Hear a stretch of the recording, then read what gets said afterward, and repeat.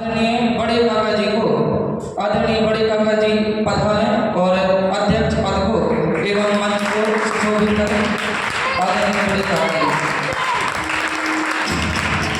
इसी क्रम में मुख्य अतिथि पद के लिए आह्वान देना चाह रहा हूँ आदरणीय धनपाल काका जी को। आदरणीय धनपाल महोदय आए और पधारें और मुख्य अतिथि पद को सुशोभित करें। आदरणीय धनपाल महोदय। इसी क्रम में मैं आह्वान देना चाह रहा हूँ आदरणीय जीतेश जी भाई को वह पधारें और मंच को सुशोभित करें।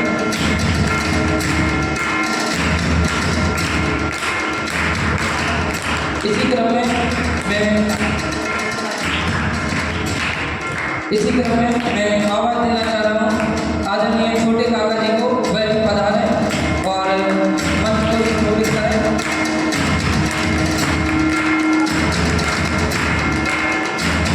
इसी क्रम में मैं आह्वान देना चाहता हूँ आदरणीय दीपक बैठक को वह पधारें और मंच पर विराजमान होकर मंच को सुशोभित करें।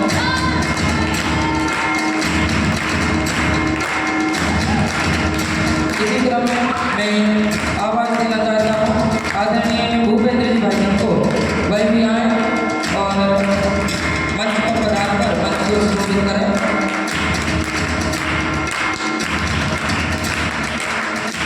एक बार फिर से मैं आह्वान देना चाहता हूँ आदरणीय छोटे काका जी को वह भी पधारें और मंच को सुशोभित करें।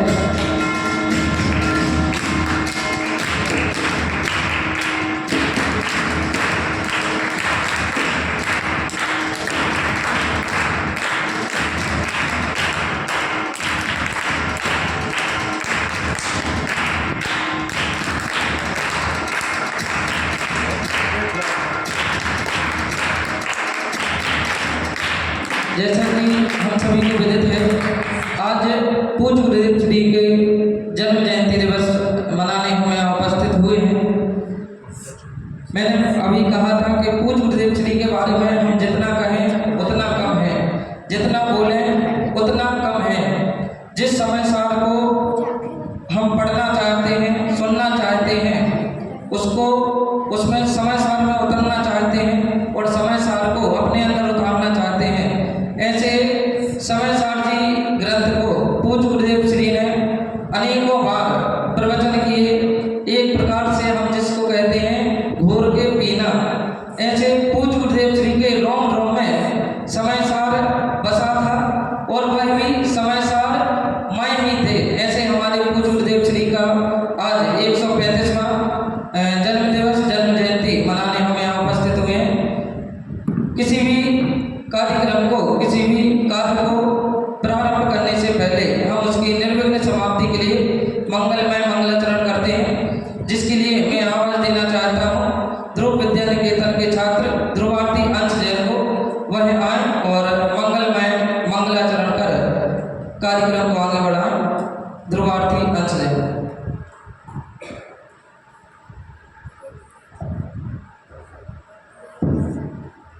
सभी हाथ जोड़े।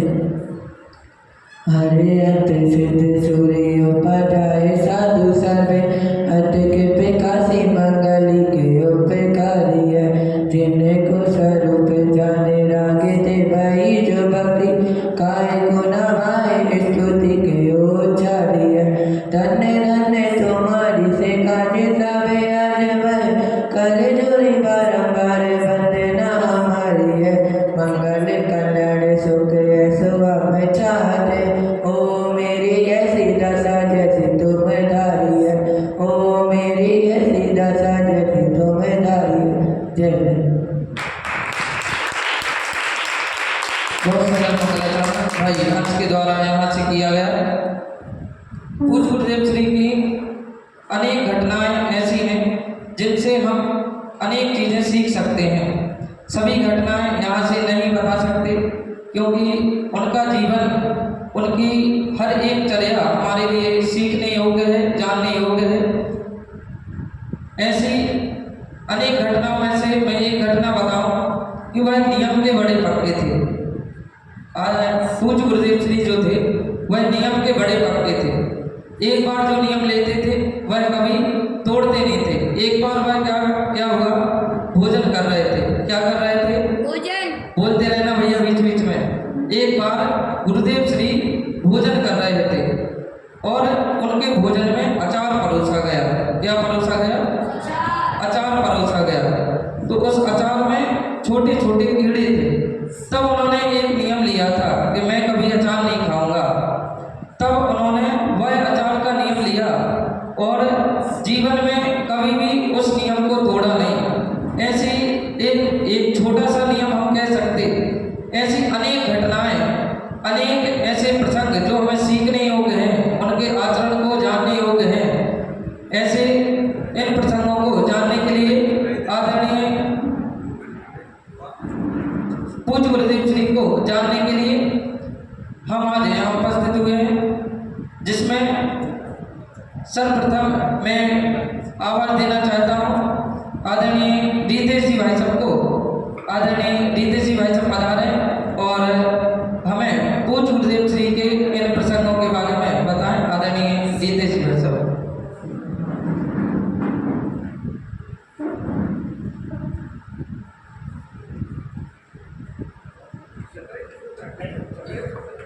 आप कुर्सी मंगवा लें, कुर्सी पर।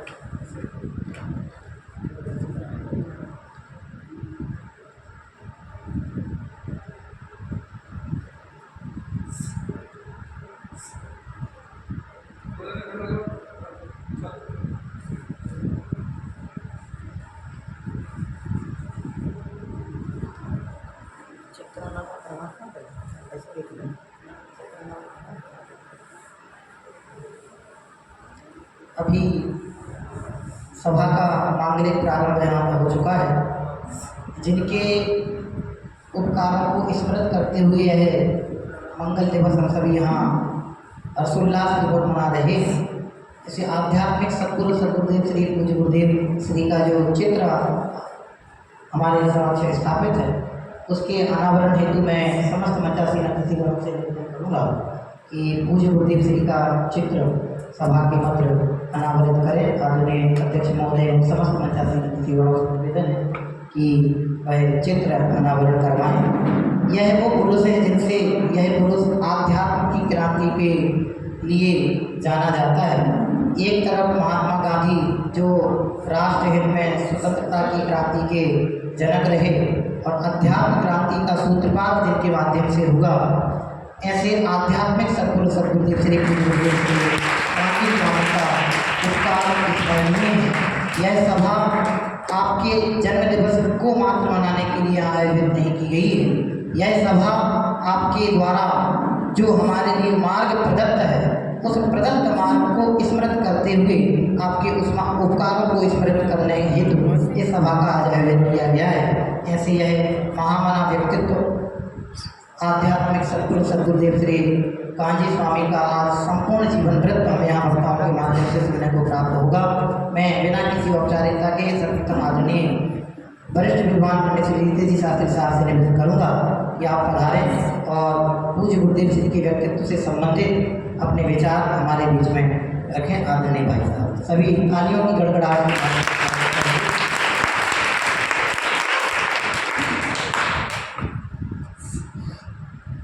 संभाल लोगे इसको।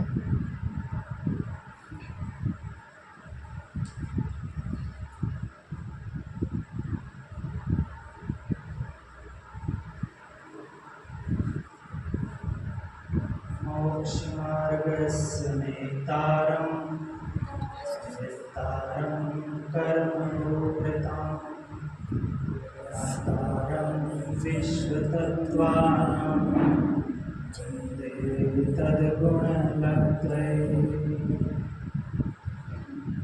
आज उपकार दिवस के उपलक्ष्य में विराजित संस्था के ट्रस्ट के और समारोह के अध्यक्ष आदरणीय बड़े भाई साहब महिपाल जी गायक साहब, मुख्य अतिथि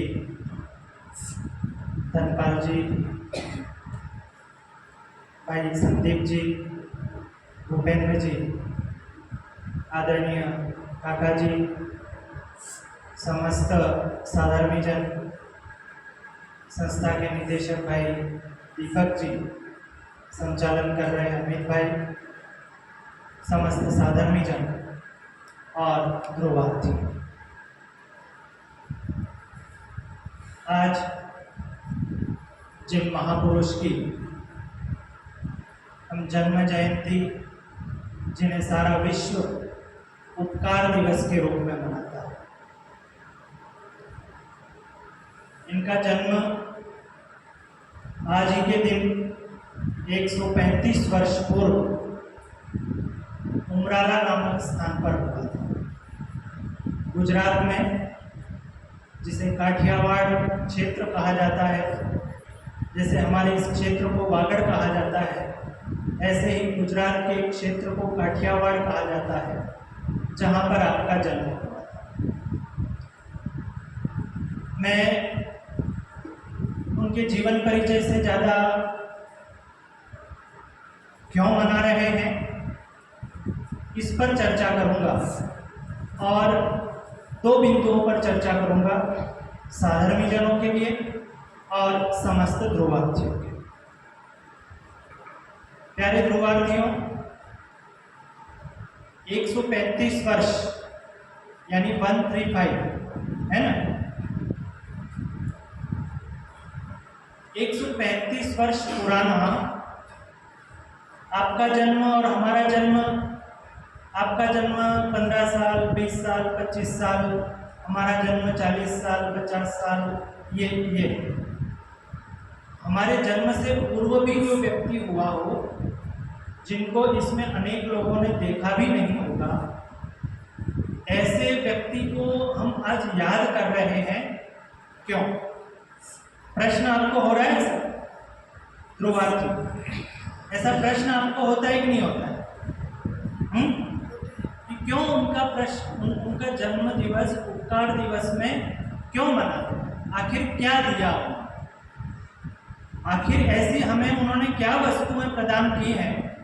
क्या धन दिया, क्या संपत्ति दी, ऐसी क्या चीजें दी हैं कि जिनके कारण हम उन्हें आज स्मरण करते हैं? पहला प्रश्न, उनको स्मरण क्यों करते हैं? ख्याल में आ रहा है आपको? अरे ख्याल में आ रहा है कि नहीं? अभी तो शुरू हुआ, नींद कहाँ आने लग गई? नींद आ रही है क्या? तो फिर आप जाग रहे हो, इस चीज को बताओ ना कि हम जगे हुए हैं। तो देखो, जिनको सारा देश किस नाम से जानता है? सारा देश किस नाम से जानता है? पूज्य गुरुदेव से। किस नाम से जानता है? पूज्य गुरुदेव से। अब मेरा आपको प्रश्न, आपने उनको देखा? कैसे नहीं देखा? नहीं देखा? फोटो में भी नहीं देखा? फोटो में कहाँ है फोटो उनका? ये फोटो भाई, सब देख रहे हो आप? फोटो देख रहे हो? फोटो देखा सभी ने? अब क्या बोला आप सबने? क्या बोला इनको? गुरुदेव श्री, गुरुदेव श्री बोला ना।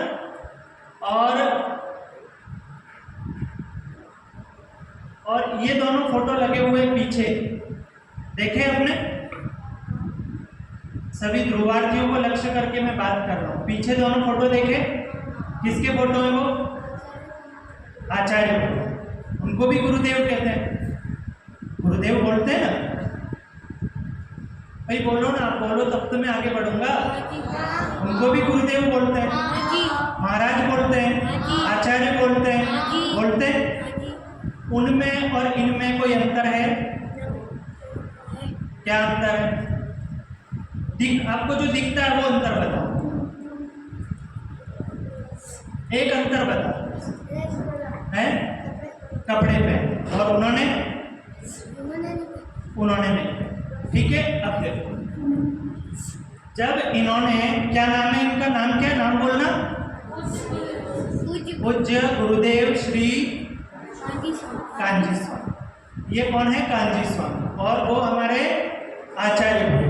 ठीक है, अब मुझे आपको ये बतलाना है कि जो हमारे आचार्य भगवान है, चाहे वो आचार्य कुंकुम स्वामी हो, है ना, आपने अभी महीने भर में नाम तो सुने ही होंगे, उनके नाम सुने ना।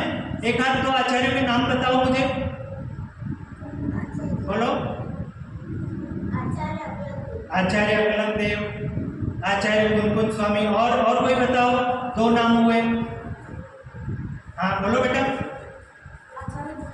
आचार्य भूतबली, बहुत बढ़िया। और आचार्य समंतभद्र, हाँ बेटा। आचार्य पुष्पदन, हाँ पीछे हाथ खड़ा कर रहे हैं। हाँ मानतुंगाचार्य, आचार्य उमा स्वामी, हाँ बेटा। पंडित टोडरमल, ठीक। हाँ आचार्य कल पंडित टोडरमल, हाँ बेटा आप भी बताओ। क्या? वासुपूज्य आचार्य, वासुपूज्य भगवान है ना, तीर्थंकर भगवान है। बट अब मुझे क्या बतलाना, सुनो।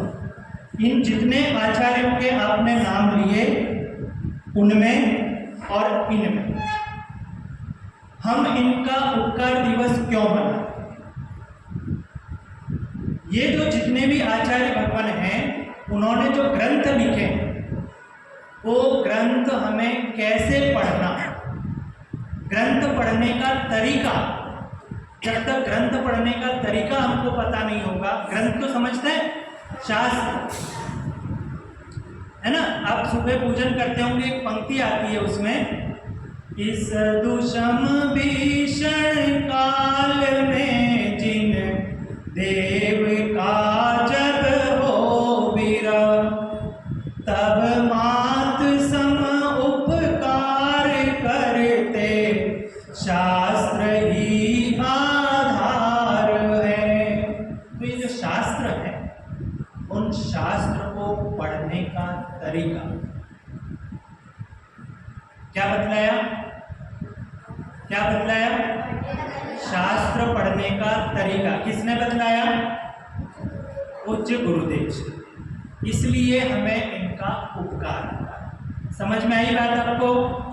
समझ में आई कि नहीं आई? क्या बतलाया इन्होंने?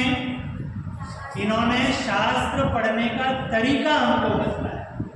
अब देखो आप लोगों को इसलिए मैं बतला रहा हूं कि अभी आप यहाँ आए 1 महीना हुआ है और 10 दिन बाद आप घर जाओगे कि नहीं? कि नहीं जाना है घर जाना है कि नहीं जाना है? जाना है। यहाँ अच्छा नहीं लग रहा? अच्छा लग रहा है। तो आप घर जाओगे तो आपको अनेक लोग पूछेंगे, अनेक लोग कहेंगे, आपके मामा, ताऊ, मासी, मासा और भी अनेक लोग कहेंगे कि आपको वहाँ क्या पढ़ा, वहाँ क्या पढ़ाते, कैसा पढ़ाते। तो अब देखो, ये जितने हमारे आचार्य भगवान हैं, मुनि हैं, जिनको हम मुनिराज बोलते हैं, और ये जो कांजी स्वामी है, इनमें इनको गुरुदेव क्यों कहते हैं? इनको गुरुदेव इसलिए कहते हैं, आप जहाँ विद्यालय में पढ़ने जाते हो तो वहाँ जो आपको टीचर, आपकी मैडम पढ़ाते हैं, तो उनको आप क्या बोलते हो? गुरुजी बोलते हो? गुरुजी बोलते हो कि नहीं बोलते? अरे बोलते हो कि नहीं बोलते हो? बोलते हो ना। तो जैसे हमको टीचर जैसे पढ़ाते हैं और हम उनको जैसे गुरुजी बोलते हैं, वैसे के वैसे ही ये जो हमारे पूज्य गुरुदेव श्री हैं, उन्होंने हमको शास्त्र पढ़ना सिखाया है। शास्त्र को कैसे वांचा जाता है, शास्त्र में से अर्थ कैसे निकाला जाता है, उस शास्त्र का भाव भाषण कैसे किया जाता है, ये सिखलाया। इसलिए हम इनको गुरुदेव श्री कहते हैं। समझ में आया बेटा? वो जो आचार्य भगवान हैं, कौन कौन से अभी जो आप सबने नाम लिए थे? समंतभद्र देव, कुंकुंद देव, मानतुंगाचार्य, ये जो नाम लिए थे ना, वो आचार्य, वो मुनिराज, वो गुरुजी, और इन गुरुजी में अंतर है। क्या अंतर है? क्या अंतर है? हाँ, वो तो देव शास्त्र गुरु में जो शामिल हैं, वे गुरुजी हैं। ख्याल में आ रहा है आपको? देव शास्त्र और गुरु ऐसा बोलते हैं। तो देव शास्त्र गुरु में जो सम्मिलित हैं, वो हमारे गुरुजी हैं, और ये जो गुरुजी हैं वो हमें शास्त्र पढ़ना सिखाते हैं। शास्त्र कैसे वांचा जाता है ये सिखाया। इसलिए इनको कहते हैं, इसलिए इनका जन्म दिवस मनाते हैं उपकार दिवस के रूप में, इसलिए इनको बोलते हैं गुरुदेव श्री। समझ में आया? क्या समझ में आया? क्या समझ में आया? कि वो जो आचार्य भगवान है वो और ये दोनों समान हैं, ये समझ में आया? ये समझ में आया? मैंने ये बतलाया कि वो मुनिराज है वो और ये है दोनों समान है, ऐसा बतलाया? ऐसा किसी ने आपको बतलाया यहाँ पे? नहीं ना? तो ये अंतर है ना? तो अब इनका क्यों मना रहे हैं उपकार दिवस के रूप में? कितने वर्ष हो गए? 135। आपने तो देखा भी नहीं उनको, देखा? मैंने भी नहीं देखा। लेकिन इनका उपकार क्यों आता है? इनका उपकार इसलिए आता है कि इन्होंने जो पढ़ना सिखाया, इन्होंने जो लिखना सिखाया, उसके कारण से जहां आप बैठ करके पढ़ रहे हो ना, क्या नाम है इस संस्था का? क्या नाम है? ध्रुवधाम। बहुत बढ़िया। और ध्रुव विद्या निकेतन और आचार्य अकलंग देव जैन न्याय महाविद्यालय, और कुछ है? रत्नात्रय तीर्थ ध्रुवधाम। तो ये जो तीर्थ, रत्नात्रय तीर्थ ध्रुवधाम, ऐसे देश में अनेक संस्थाएं जो बनी, सिर्फ संस्थाएं नहीं बनी, ऐसी अनेक संस्थाओं के साथ साथ जैसे आप यहाँ पढ़ रहे हो, ऐसे देश में 18 से 20 संस्थाएं जो चलती हैं, उसमें ऐसे आप जैसे बच्चे उन संस्थाओं में क्या सीख रहे हैं? क्या सीख रहे हैं? मैं कौन हूं, मैं कौन हूं, जीव क्या है, अजीव क्या है, मोक्ष क्या है। अभी आपकी क्लास चल रही थी, क्या सिखा रहे थे आपको? 6 द्रव्य सिखा रहे थे, 6 निश्चय सिखा रहे थे। तो ऐसा ज्ञान जहां पर दिन रात चलता है, तत्व की बात चलती है, ऐसी संस्थाओं के प्रेरक, उन्होंने एक भी संस्था स्थापित नहीं की, लेकिन उनसे मोटिवेशन प्राप्त करके देश में अनेक स्थानों पर जो संस्थाएं स्थापित हुई, उसमें यदि मूल उद्गम है तो वो पूज्य गुरुदेव श्री का है। किसका है? पूज्य गुरुदेव श्री का। इसलिए हम उन्हें गुरुदेव श्री के रूप में स्मरण करते हैं, इसलिए गुरुदेव श्री के रूप में उन्हें वंदन करते हैं, अभिनंदन करते हैं, स्मरण करते हैं और विनयाञ्जलि समर्पित करते हैं। मैं बोल रहा हूँ, समझ में आ रहा है आपको? अच्छा लग रहा है? नहीं लग रहा? ये जो पूज्य गुरुदेव श्री हैं, इनकी जीवन कथा तो आपने सुनी होगी, कहान कथा आपको पिक्चर बताई होगी, बताई थी कि नहीं बताई? तो बताई है ना। कहान कथा पिक्चर है, वो फिल्म है, वो सारी आपको बताएंगे कि वो कैसे, वो भी आप जैसे ही बच्चे थे, है ना। आप जैसे यहाँ पर जो 6ठी में एडमिशन लिया है, 5वीं तक ही पढ़े हुए थे, है ना। और उनका ज्ञान, जो तत्व का जो ज्ञान था, उनका जो अर्थ करने की जो क्षमता थी, वो गजब की थी। और अब मैं इसके साथ साथ ही आप सबके साथ साथ, आपको भी लाभ होगा, लेकिन हमारे जो साधारण जन हैं उनके लिए कुछ विशेष बातें जो मैंने 1-2 दिन में अन्वेषण की हैं, वो आपके समक्ष रखने का प्रयास करता हूँ।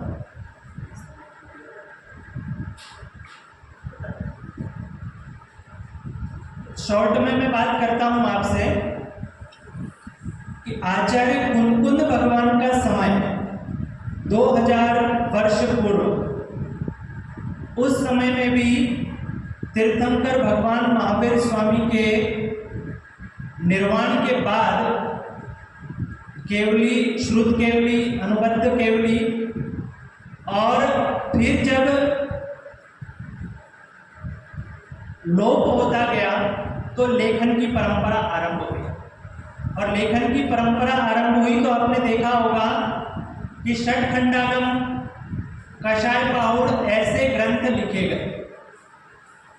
और उस काल में आचार्य कुंदकुंद स्वामी ने अध्यात्म धारा से संबंधित ग्रंथ लिखे। ख्याल में आया? वो 2000 वर्ष पूर्व षटखंडागम आदि जो ग्रंथ लिखे गए तो वे कर्म फिलोसॉफी, कैसे जीव कर्म से बंधता है, कैसे छूटता है, तो जीव उसी में आबद्ध होता दिखा। तो आचार्य कुंद स्वामी ने वहाँ पर अध्यात्म परंपरा को लिए हुए ग्रंथ रचना आरंभ की, जिसे हम पंच परमागम के नाम से जानते हैं। वो 2000 वर्ष पूर्व का समय और लगभग 135 वर्ष पूर्व पूज्य गुरुदेव श्री का जन्म हुआ और उन्होंने जो परिवर्तन किया और उसके बाद का जो काल है वो काल की थोड़ी तुलना करो। वहाँ पर भी धर्म का लोप नहीं था, धर्म था। धर्म में कौन सी धारा चल पड़ी थी? आगम की परंपरा चल पड़ी थी, जिसमें षटखंडागम आदि ग्रंथ लिपिबद्ध किए गए थे। और ठीक वैसे ही यहाँ पर भी धर्म था। धर्म के नाम पर क्रियाएं और धर्म के नाम पर सारे भारतवर्ष में मूल धर्म से जैसे दूर होता दिख रहा था। तब ऐसी अवस्था में आचार्य कुंद की परंपरा को लगभग 2000 वर्ष बाद पूज्य गुरुदेव श्री ने समयसार ग्रंथ पा करके जीवित किया। ऐसा कार्य जैसा कुंद भगवान ने 2000 वर्ष पूर्व कार्य किया, ठीक वैसा ही 2000 वर्ष बाद पूज्य गुरुदेव श्री ने इस भारतवर्ष में काम किया। वहाँ पर तब उनके पास, आचार्य कुंद भगवान के पास आगम था, लेकिन आगम कौन सा था? षटखंडागम आदि आगम ग्रंथ थे। अध्यात्म का उनको कोई भी कोटेशन देने के लिए कोई ग्रंथ नहीं थे। ठीक ऐसे ही यहाँ पर देखें, पूज्य गुरुदेव श्री के काल में भी सारा जगत धर्म के नाम पर करना को लेकर ही उसी को धर्म मान करके चल पड़ा था। और ऐसे समय में कुछ नहीं करना उसका नाम धर्म है, ऐसा बतलाने वाले पूज्य गुरुदेव श्री। हमको जो महिमा आती है ना, वो महिमा इसलिए कुंद भगवान की जैसी महिमा आती है, वैसे यदि हमें पूज्य गुरुदेव श्री की महिमा आती है तो वो इस कारण से आती है। बहुत कुछ इस संबंध में कहने के लिए, बहुत कुछ आपको सुनने के लिए, आपको बहुत कुछ जानने की जिज्ञासा होगी कि आखिर ये पूज्य गुरुदेव श्री है क्या, आखिर पूज्य गुरुदेव श्री ने क्या दिया है कि हम इन्हें इतने वर्षों बाद भी याद कर रहे हैं। और केवल हम ही नहीं, सारा विश्व उन्हें उपकार दिवस के रूप में मनाता है, उपकार दिवस के रूप में उन्हें आयोजित करता है। तो ऐसे पूज्य गुरुदेव श्री ने हमें ग्रंथ कैसे पढ़ना ये सिखाया। और मैंने जो अंतर बतलाया वो आपको ख्याल में आया कि वो हमारे जो मुनिराज हैं वे हमारे देवशास्त्र गुरु वाले गुरु हैं, और ये हमारे जैसे सामान्य गुरु जैसे होते हैं वैसे गुरु हैं। ये इन्होंने हमको शास्त्र पढ़ना सिखाया, कैसे जिनवाणी पढ़ी जाती है, कैसे देवशास्त्र गुरु की आराधना की जाती है। और मैं स्वयं भगवान हूँ इसका उद्घोष किया, इसलिए हम उन्हें पूज्य गुरुदेव श्री के स्मरण करते हैं। इस अवसर पर पूज्य गुरुदेव श्री के चरणों में विनयाञ्जलि समर्पित करते हुए मैं अपनी बात को यही विराम करता हूँ। जय जिनेन्द्र।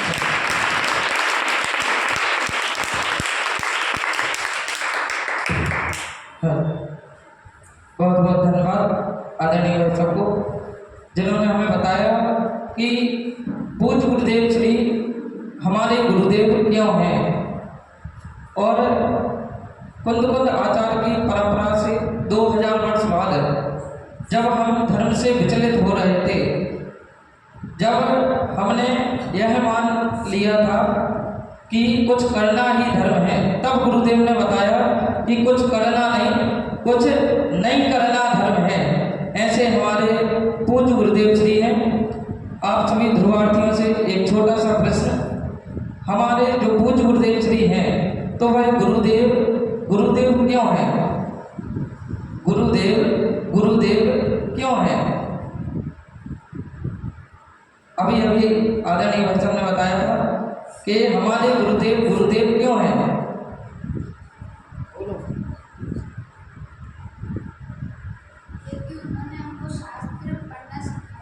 बहुत सुंदर, आपका उत्तर बिल्कुल सही है, क्योंकि उन्होंने हमें शास्त्र पढ़ना सिखाया, शास्त्र सीखना सिखाया। देश की जो सर्वश्रेष्ठ विद्या है उसको, ऐसी हमारी जो अध्यात्म विद्या है, ऐसी देश की सर्वश्रेष्ठ अध्यात्म विद्या को हमें सिखाया। इसी क्रम में मैं आवाज़ देना चाहता हूँ आदरणीय संदीप जी भाई साहब को, वह आए और आज उत्कार दिवस के उपलक्ष्य में अपने भाव व्यक्त करें। आदरणीय संदीप जी भाई।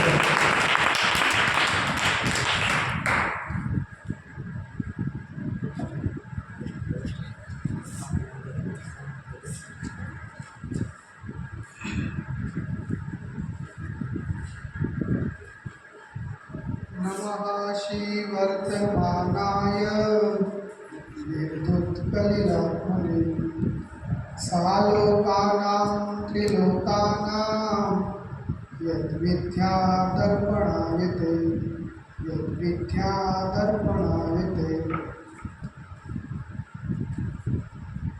आज की सभा के अध्यक्ष महोदय, मुख्य अतिथि, माता बहनें और प्रिय छात्रों,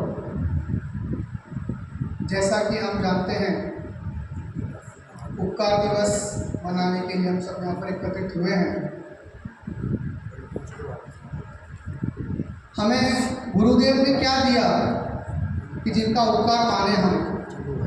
हमें गुरुदेव ने क्या दिया जिनका उपकार माने, तो मुझको मुझसे मिला दिया, मैं मिल गया, ये गुरुदेव का उपकार। मुझे जो मेरी खोज है वो मुझ तक ही है, ऐसा गुरुदेव ने हमको बताया कि हमें खुद को खोजने के लिए बाहर जाने की जरूरत नहीं है।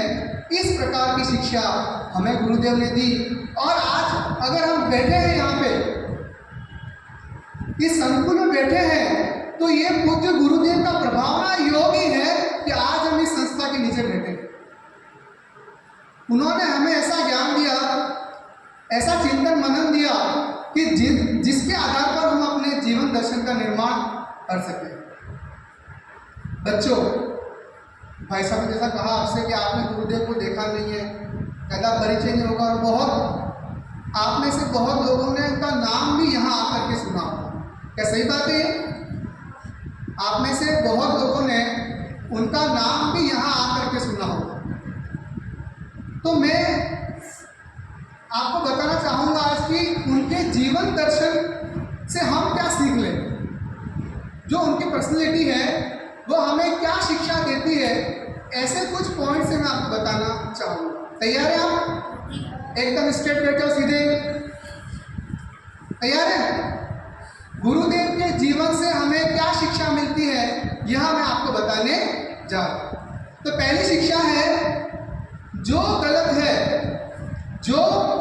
है उसका शीघ्र त्याग करना। क्या शिक्षा? पहली शिक्षा, जो गलत है उसका शीघ्र ही त्याग करना। कैसे? तो मैं उनके जीवन की घटना बताऊंगा आपको।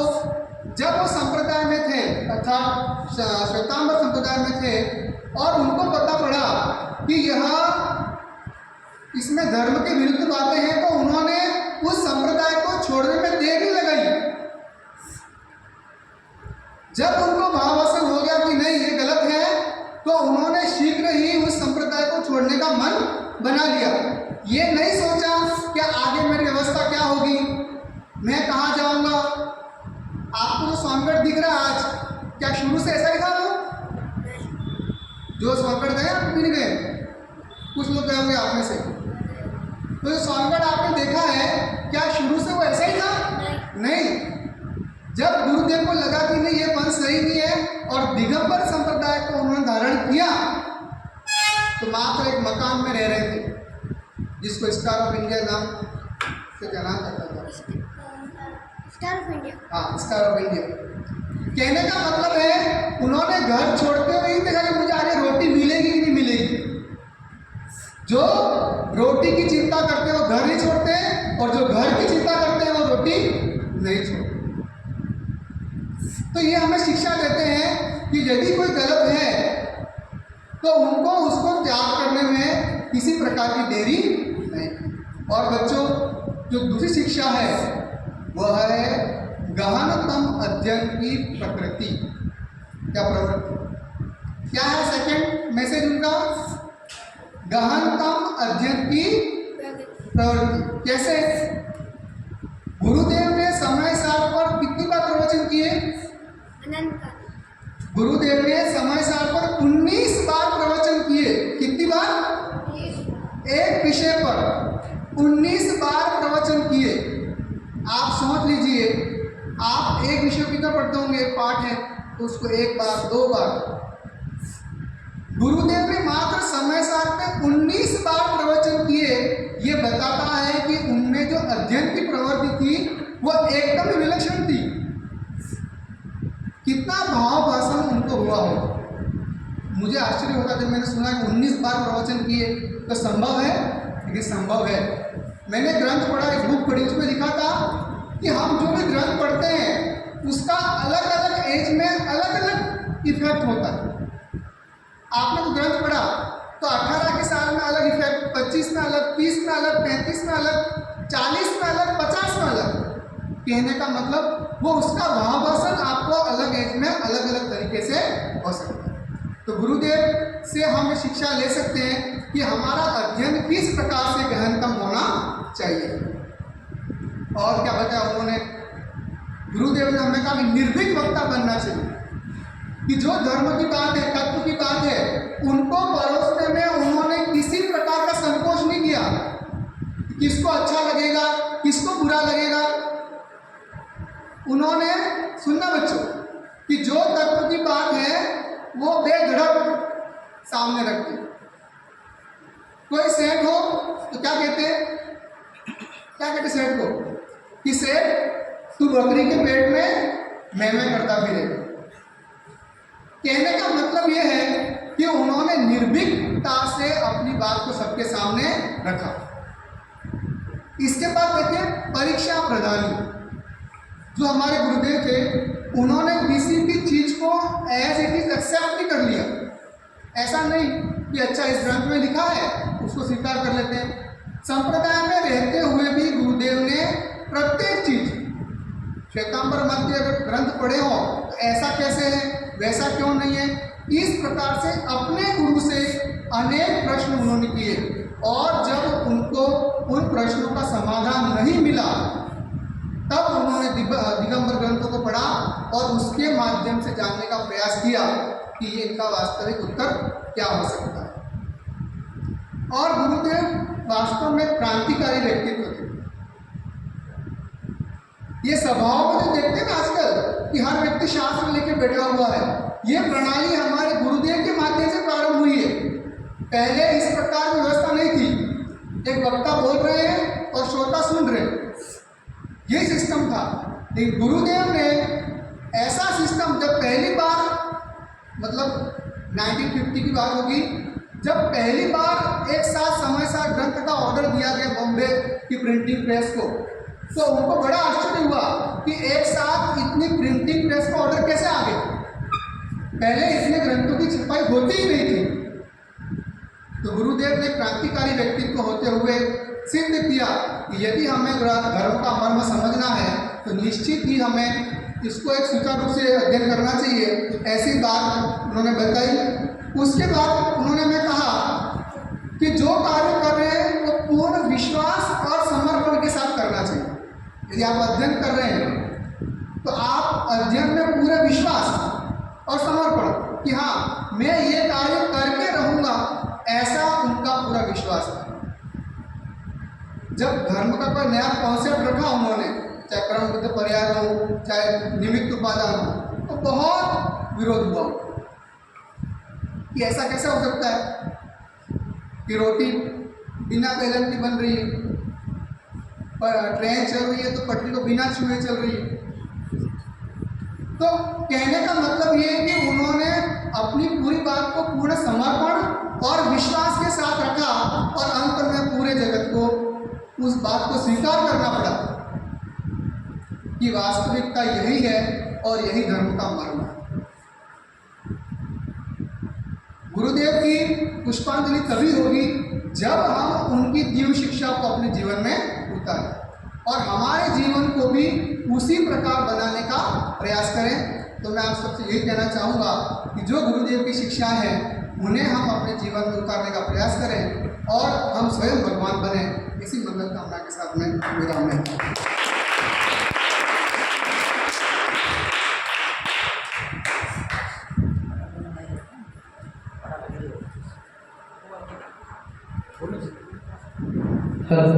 बहुत बहुत धन्यवाद आदरणीय संदीप जी भाई साहब को, जिन्होंने हमें बताया अनेक विशेषताएं पूज्य गुरुदेव श्री की जो विशेषताएं हैं, ऐसी अनेक विशेषताओं से अवगत कराया। पूज्य गुरुदेव श्री ने हमें बताया है कि जिसको आप बाहर में ढूंढते हैं, जिसको आप चाहते हैं, वह कहीं और नहीं आप ही में बसा है। ऐसे हमारे पूज्य गुरुदेव श्री थे। इसी क्रम में मैं आवाज़ देना चाहता हूँ श्रीमती सीमा भाभी जी को, वह आए और आज इस उपकार दिवस पर पूज्य गुरुदेव श्री के ऊपर भजन प्रस्तुत करें। श्रीमती सीमा भाभी जी।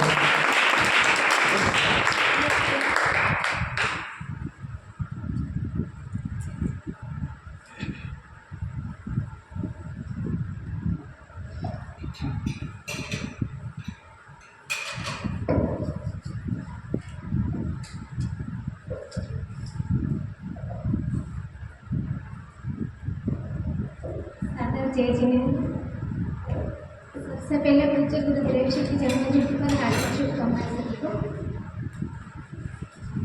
संसार सागर तारवा जीने वाणी छे नौका भरे ज्ञानी सुखानी वाणवीना इनाम पाड़ता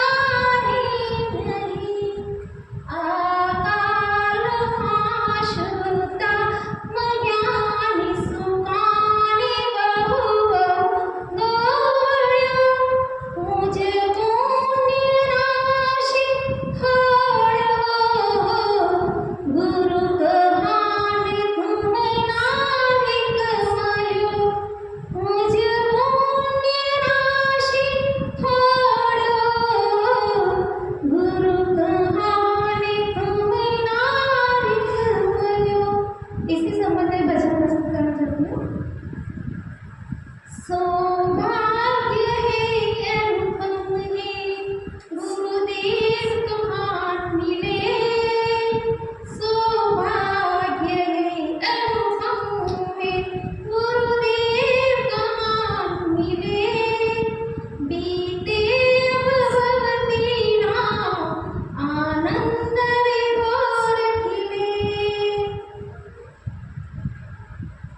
पापों की मधु पी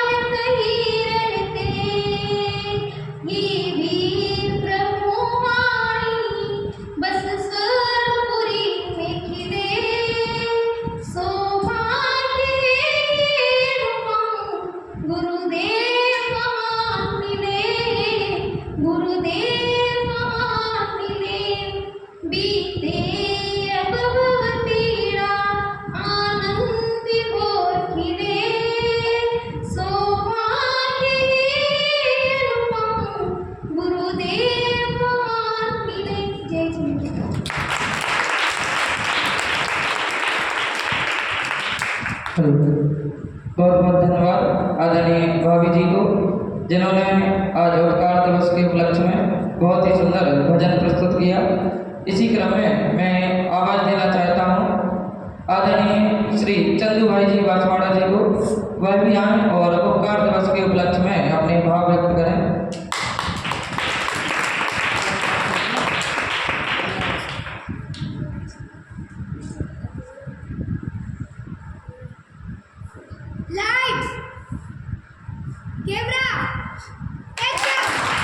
एक बार जोर से बोलो, सबकी नींद हो जाएगी।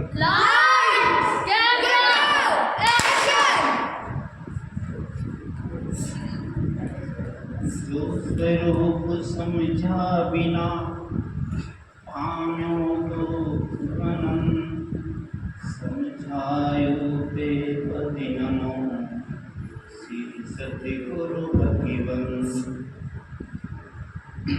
आदरणीय अध्यक्ष महोदय, सम्मानीय मंच एवं सभी गुरुवार्थी एवं सभी माता बहनों, आज उपकार दिवस के रूप में हम पूज्य गुरुदेव श्री को मना रहे हैं। वास्तव में उपकारी का उपकार तो हम कैसे बोल सकते हैं, जिन्होंने हमें जीना भी सिखाया और मरना भी सिखाया। आज पूरे देश में जहाँ शिथिलाचार और विपरीतता चल रही है, ऐसे कोलाहल के समय में ऐसा सौराष्ट्र का कोहिनूर हीरा, जिन्होंने पूरे देश में ही नहीं अपितु पूरे भारतवर्ष के अलावा जितने भी विदेशी लोग जो जुड़े हुए हैं और प्राणी मात्र के लिए उन्होंने जो संदेश दिया, गजब का संदेश दिया है। प्रत्येक जीव मात्र को भगवान कह करके बुलाया कि भगवान आत्मा, क्या शैली उनकी रही होगी, कितना उन्होंने पुरुषार्थ किया होगा। अरे जो श्वेतांबर समाज से दिगंबर में आए, जहाँ श्वेतांबर समाज के अंदर में भी जिनके बड़े बड़े ग्रंथ 32 ग्रंथ थे, वो उन्हें पढ़ने के बाद में भी उन्हें कचास लगी कि यहाँ तो जितनी बार पढ़ते गए उतनी बार में शंका पैदा होती गई, संतोष नहीं मिला। लेकिन देखो, होनहार अच्छी थी। जब ये जीव पुरुषार्थी होता है तो उन्हें बाहर में से निमित्त सहयोग बनते ही बनते हैं। तो दामनगर के सेठ दामोदर लाल जी, जिन्होंने समय सार जैसा महान ग्रंथ उपलब्ध करवाया, और जब उन्होंने समय सार को हाथ में लिया और कुछ पढ़ा और पढ़ते ही बोल गए कि यह तो अशरीरी होने का ग्रंथ है, ये तो निर्भर होने का ग्रंथ है, जन्म मरण के अंत का ये ग्रंथ है। और उन्होंने अपने पंथ को छोड़ करके, जहाँ पर मुँहपत्ती लगी हुई थी, वहाँ पर उन्होंने छोड़ करके, अभी भैया ने संदीप जी भैया ने बोला कि ये सोहनगढ़ वास्तव में वहाँ तो जंगल था और एक छोटी सा महल, ऐसा छोटा सा मकान बना हुआ था जिसको स्टार ऑफ इंडिया कहते हैं। तो वहाँ पर जंगलों में जा कर के और खाई में बैठ करके उन्होंने समय सार जैसे ग्रंथ को पढ़ा, और पढ़ा नहीं अपितु अनुभव किया, अंदर में प्रतीति, विश्वास, श्रद्धा कि वास्तव में यही अशरीरी होने का ग्रंथ है। और ये पढ़ने के बाद उन्होंने सभा में तो 19 बार पढ़ा ही पढ़ा, लेकिन अंदर में हजारों बार पढ़ा उन्होंने। पूरा जीवन उन्होंने समय सारमय बना दिया। ऐसा हमारे पूज्य गुरुदेव श्री, जहाँ पर वर्तमान में अभी कितना विपरीतता चल रही है, पुण्य और दयादान प्रतादि को ही धर्म मान लिया गया है, जबकि ये जितने भी भाव हैं, दयादान व्रत भक्ति आदि के परिणाम हैं, ये सारे परिणाम स्वभाव है, आश्रव तत्व है, ये जड़ है, अचेतन है, और इससे कभी भी संवर और निर्जरा की प्राप्ति कैसे होगी। जो आश्रव तत्व है उससे संवर और निर्जरा यदि मानेंगे तो पूरी विपरीतता होगी। लेकिन अब ये बात कौन समझावे, यदि ये बात पढ़े, अपने जीवन में अप्लाई करे, सुने, तो विपरीतता दूर हो सकती है। तो ये बात हमारे को पूज्य गुरुदेव जी का जो उपकार है कि आज हमें यहाँ पर जो बताया गया है कि तू परमात्मा है, तू भगवान है, तू कहाँ घबरा रहा है, क्यों भयभीत हो रहा है। ये जो हमें निर्भरपना आया है, ये निर्भरपना, ये महान ग्रंथ जो पंच परमागम जो बताए गए हैं, ये पंच परमागम वैसे तो बहुत सारे ग्रंथ उन्होंने लिखे हैं। देवेंद्र जी बिचौलिया वाले भाई साहब तो बोल रहे थे कि लाखों की संख्या में उन्होंने शास्त्र को लिखा और पढ़ा, लेकिन वास्तव में हो सकता है, मुझे तो इतना अनुभव नहीं है, लेकिन हो सकता है क्योंकि उन्होंने इसका अनुवाद किया है। कई ग्रंथों का गुजराती से हिंदी अनुवाद किया, तो वो बता रहे थे कि बहुत सारा ग्रंथों का उन्होंने अभ्यास किया है और जो भी बात है वो पूरी पूरी उन्होंने डंके की चोट के साथ में कही, भयभीत नहीं हुए।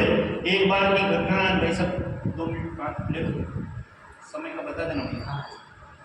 एक घटना सुना रहा हूँ मैं कि इंदौर की एक घटना थी। बड़े बड़े विद्वान वहाँ पर इकट्ठे हुए और 50 बड़े बड़े विद्वानों ने ये बात कही कि कर्म के कारण जीव दुखी है, कर्म के कारण जीव दुखी है। तो यदि ये माने तब तो हम इनसे वार्तालाप करेंगे। कुछ गुरुदेव सिंह को बुलाया था वहाँ पर, तो आप यदि ये कर्म के कारण संसार में भटक रहे हैं, कर्म के कारण हम दुखी हैं, ये बात यदि आप स्वीकार करते हो तो हम आपसे चर्चा करें। तो गुरुदेव ने कहा कि भाई चर्चा हो गई, बस मुझे अब नहीं करना। तो आप कल्पना करो कि जो बड़े बड़े दिग्गज विद्वान, जैन दर्शन के महान प्रकांड विद्वान, वो यदि ये बात कहें तो आप कल्पना करो कि बाकी की बात कहाँ करें। तो इतनी विपरीतता, इतनी शिथिलाचार जो चला, ये विपरीतता और शिथिलाचार से हम काफ़ी दूर हो चुके हैं। और हम अपने को आज न हम किसी से बात करते हैं कि ये सब मुमुक्षु है। एक दिन मैं आपको बताऊँ कि यहाँ पर एक संघ आया हुआ है, उनसे मैंने गया था, तो मैंने कहा कि सब मुमुक्षु ही तो है। तो कहे मुमुक्षु तो नहीं है। मैंने कहा मुमुक्षु मतलब क्या? तो जो मोक्ष की इच्छा रखने वाला, जो सुख की इच्छा रखने वाला, जो जन्म मरण का अभाव करने वाला, वो मुमुक्षु। अरे नहीं नहीं नहीं, ये मुमुक्षु थोड़ी होते हैं। मुमुक्षु तो ये है जो है मुनियों को भी नहीं मानते हैं, अपनी गुड्डू की अलग बजाते हैं, वो मुमुक्षु है। ये किससे इनको मुमुक्षु मानते हैं? मैंने कहा महाराज जी, मोक्ष की इच्छा आप नहीं रखते हो क्या? आप सुखी होना नहीं चाहते हो क्या? जन्म मरण का अंत करना नहीं चाहते हो? अरे जो जन्म मरण का अंत करने वाला वही मुमुक्षु है। तो ये विपरीतता और शिथिलाचार चलता रहेगा, लेकिन हम अपना लोटा छानने का प्रयास करें। हमारे पास समय बहुत कम है, ये आयु कर्म का ठिकाना नहीं है, किस समय हम कहाँ चले जाएंगे। ऐसी परिस्थिति, विपरीत परिस्थिति में हम यहाँ पर, हमें जो मोक्ष मार्ग की बातें मिल रही है, हम अपने जीवन में अप्लाई करें, अपने जीवन में समझने का प्रयास करें। और अल्पकाल में हम भी जैसे गुरुदेव ने काम किया है वैसे बीजारोपण करके हम यहाँ से जाएंगे तो कहीं भी जाएंगे। क्योंकि पंचम काल में लोग बोलते हैं कि भाई मोक्ष तो नहीं है, लेकिन मोक्ष का मार्ग तो है। दीपक जी भाई साहब, मोक्ष का मार्ग तो है, रत्नत्रय तो है, सम्यक दर्शन तो कर सकते हैं। तो नहीं है, ऐसा नहीं है, ऐसा नहीं है, बिल्कुल वास्तव में है। आपको उसका अनुकरण करना पड़ेगा, इस पर चिंतन बनाना पड़ेगा। तो निश्चित बात है कि हमारी होनहार बढ़िया है। हमें ऐसे काल में भी हमारे लिए, हम तो मानते हैं कि हमारे लिए ही आए हैं, तो जो गुरुदेव श्री हमारे लिए ही आए हैं, मेरे लिए आए हैं, ऐसा बहुमान हमें आना चाहिए। तो ये बहुमान आना, ये हमारे लिए हितकारी है और हमारा होनहार अच्छी है। मैं इसी बात को यहाँ पर विराम देता हूँ।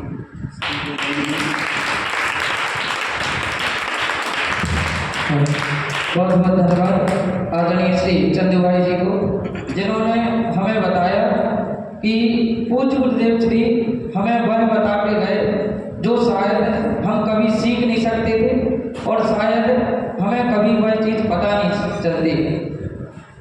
जो चीज़ गुरुदेव श्री बता के गए कि भैया भगवान कहीं और नहीं, भगवान तू ही है, भगवान कहीं और नहीं, भगवान तू ही है, तुझ में ही भगवान है। ऐसी बात शायद ही हमें कोई सिखा सकता था, शायद ही कोई हमें बता सकता था। इसी क्रम में मैं आवाज देना चाहता हूँ विदुषी श्रीमती स्वाति जी को। श्रीमती स्वाति जी आए और आज इस उपकार दिवस पर अपने भाव व्यक्त करें।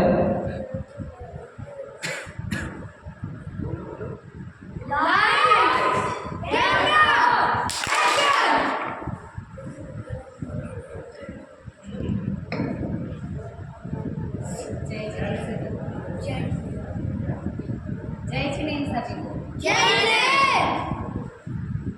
आप सबने भी पढ़ा होगा संस्कृत में दोहा। कौन सी क्लास से बच्चे हैं? 6 या 8? 6, 7, 8, 9, 10। 6 से? वो तो नहीं पढ़ा होगा शायद। चलो सुनते हैं। गुरु गोविंद दो खड़े काके लागू पाए। सुना है? बोलो।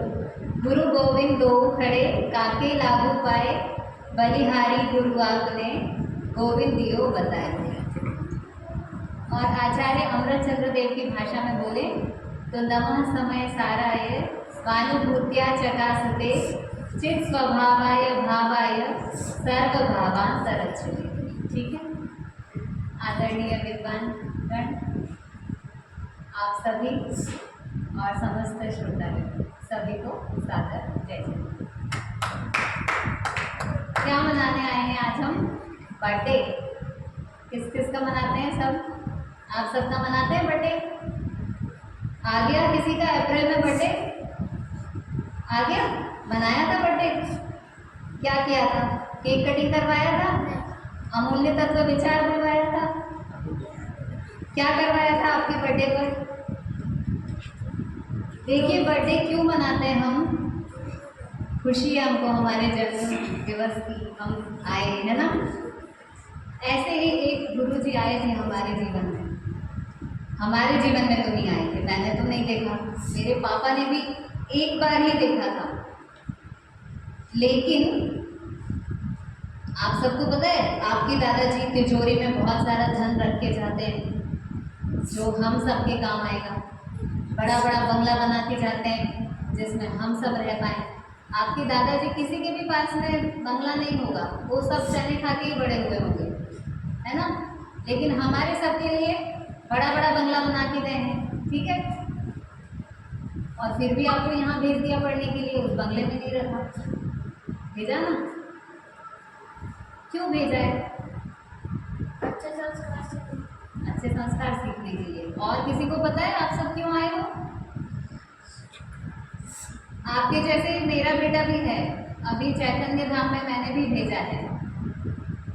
तो उसने बोला है कि मेरे को मम्मी भेज रही है, मैं इसलिए आया हूँ, मुझे नहीं आना है।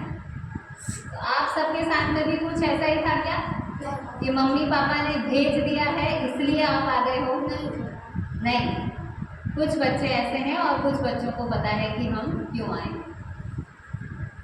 देखो, गुरुजी होते हैं, वो शिक्षा दे सकते हैं। लेना किसका काम है? हमारा। अभी अभी भाई साहब ने बोला था कि हर वर्ष में जब हम पढ़ते हैं तो हमें अलग अलग अनुभव होता है। 45 में पढ़ोगे तो अलग अनुभव आएगा, 50 में पढ़ोगे तो अलग अनुभव आएगा। 3 चीज़ें होती हैं, उम्र बढ़ती है, जिम्मेदारियां बढ़ती हैं, अनुभव भी बढ़ता है और हमारा पेशेंस भी थोड़ा थोड़ा बढ़ने लगता है। ठीक है। इसलिए हर बार हमको कुछ अलग अलग अनुभूतियाँ होती हैं। कहावत भी आती है, वादे वादे जायते तत्वबोधा। मतलब जितना जितना हम पढ़ेंगे उतना उतना हमको तत्व का ज्ञान होगा। सिर्फ तत्व का ही नहीं, हमने जब पहली दूसरी बार रोटियां बनाई थी तब जो फीलिंग थी और अब जो बनाने में फीलिंग है उसमें अंतर है कि नहीं है? आप कोई मसाला तैयार करो तब नाप नाप के करते थे और अब मैं कह रही हूँ डाल दो, बन जाएगा सब। तो हमको हर चीज़ में अनुभव बढ़ता है। ऐसे जब मैंने PhD की थी तो राम पुराण पे की थी, उसके लिए मुझे पद्म पुराण कम से कम 4-5 बार पढ़ना पड़ा। पद्म पुराण हमने शास्त्री में भी पढ़ा था और फिर PhD के दौरान भी बार बार पद्म पुराण भी पढ़ा। तो मुझे लगता था कि कुछ अच्छा विषय ले लिया होता, समय सार इत्यादि, तो 4-5 बार मुझे समय सार पढ़ने मिल जाता।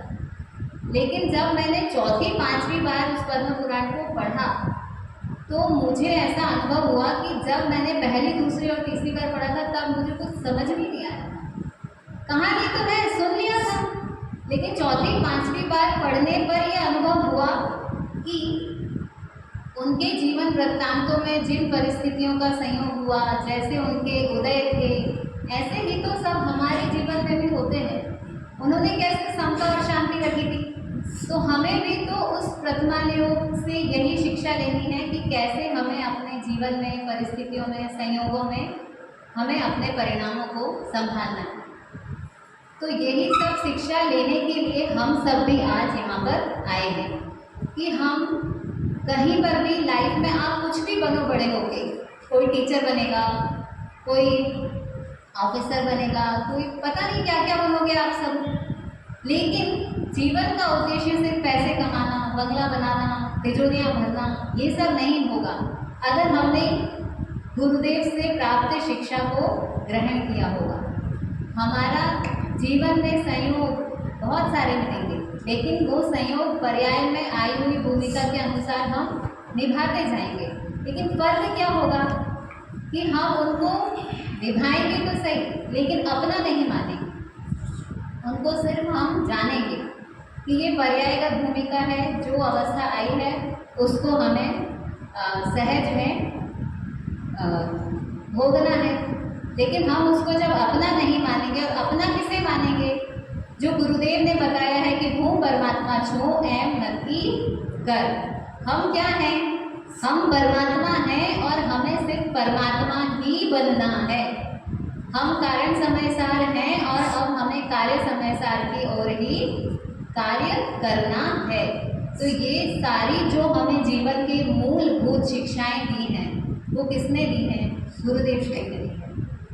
मैं बचपन में कहती थी पापा से, आपने पढ़ा है गुरुदेव से तो आपको महिमा आती है, हमने तो जिनसे पढ़ा है हमें उनकी महिमा आती है, हमें गुरुदेव की महिमा नहीं आती है। हमें हमारे पाठशाला के गुरुजियों की महिमा आएगी, हमने उनसे पढ़ा है। लेकिन जैसे जैसे उम्र बढ़ती है, अनुभव बढ़ता है, तब समझ में आता है कि भाई वो पाठशाला के गुरुजी ने कहाँ से सिखाया है।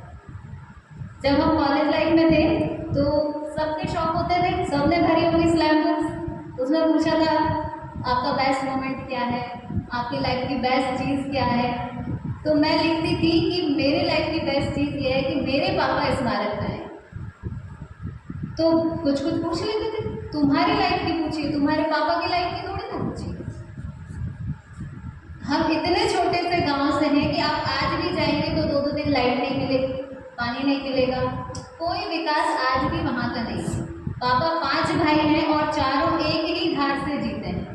सिर्फ अगर महापुण्य का उदय था तो मेरे पापा का था। और क्या उदय था कि वो स्मारक में आए थे। स्मारक में आए थे, वो स्मारक किसकी प्रेरणा से बना था? अगर गुरुदेव ने गोदिका जी को ये नहीं बोला होता कि हे सेठ, तो गोदिका जी ने ये स्मारक नहीं बनवाया होता, और वो स्मारक नहीं बना होता तो आज मेरे पापा स्मारक नहीं आए होते, और वो स्मारक में नहीं आए होते तो आज हम भी वही गांव में होते जहाँ पर सब है।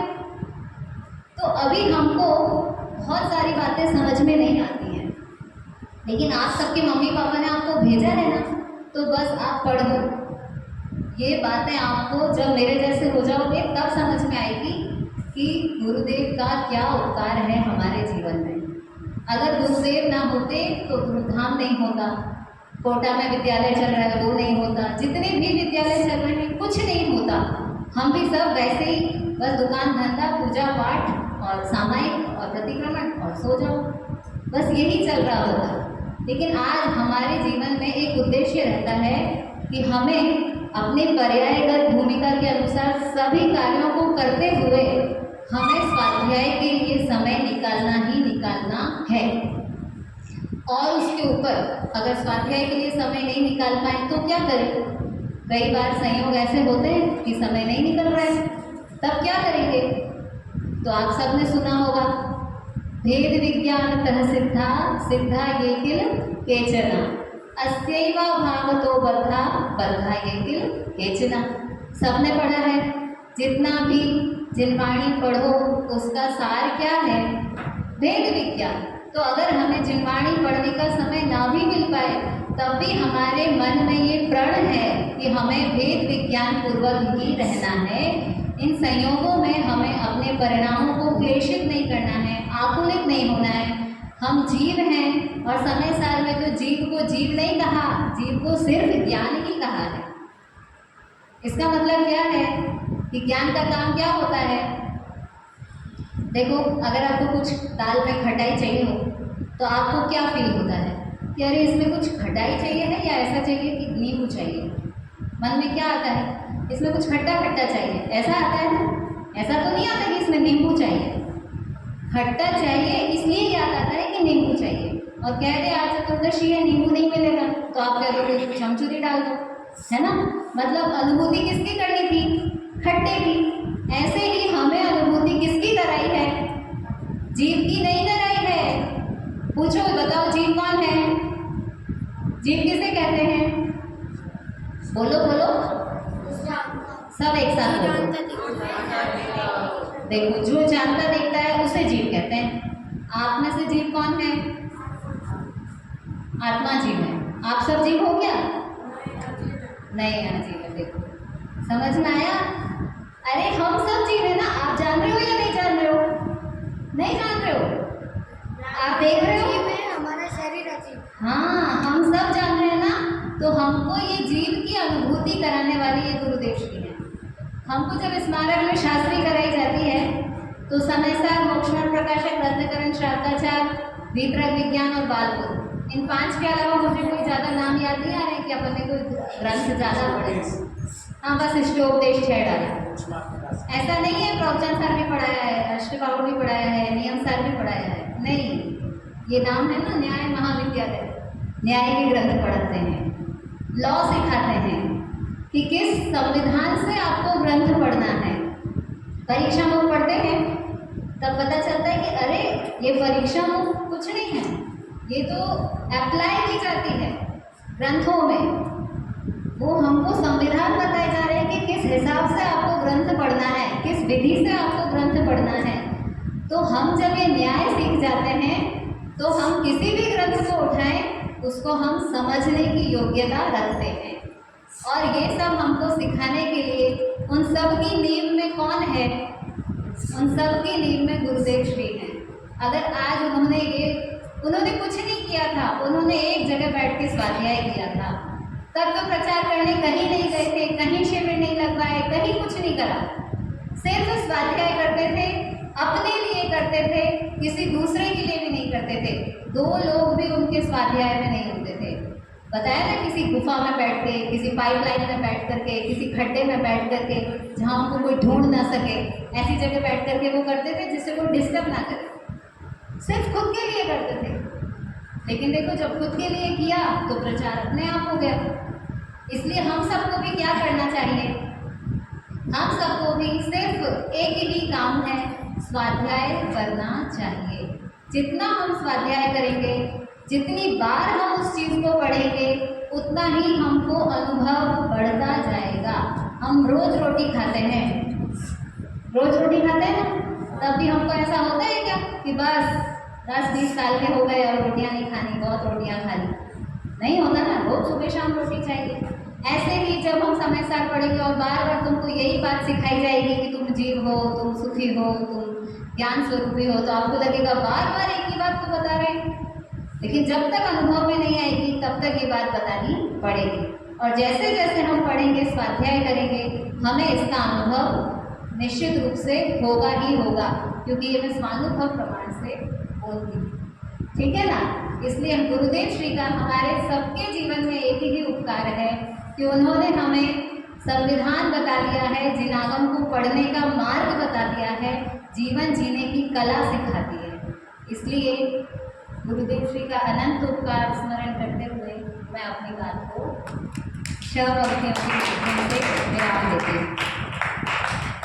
तीर्थंकर बत कहान गुरु ये कैसा गजब का काम किया, दिव्य वाणी कर तीर्थंकर का विरह हमें भुला दिया।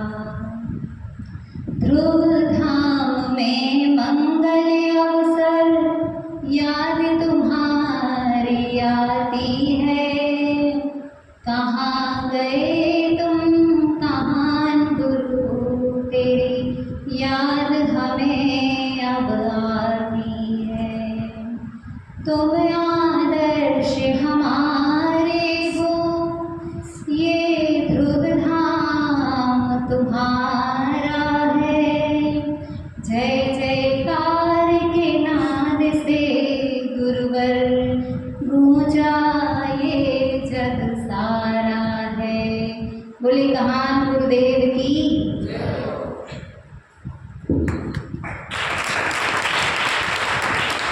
बहुत बहुत धन्यवाद आदरणीय भाभी जी का।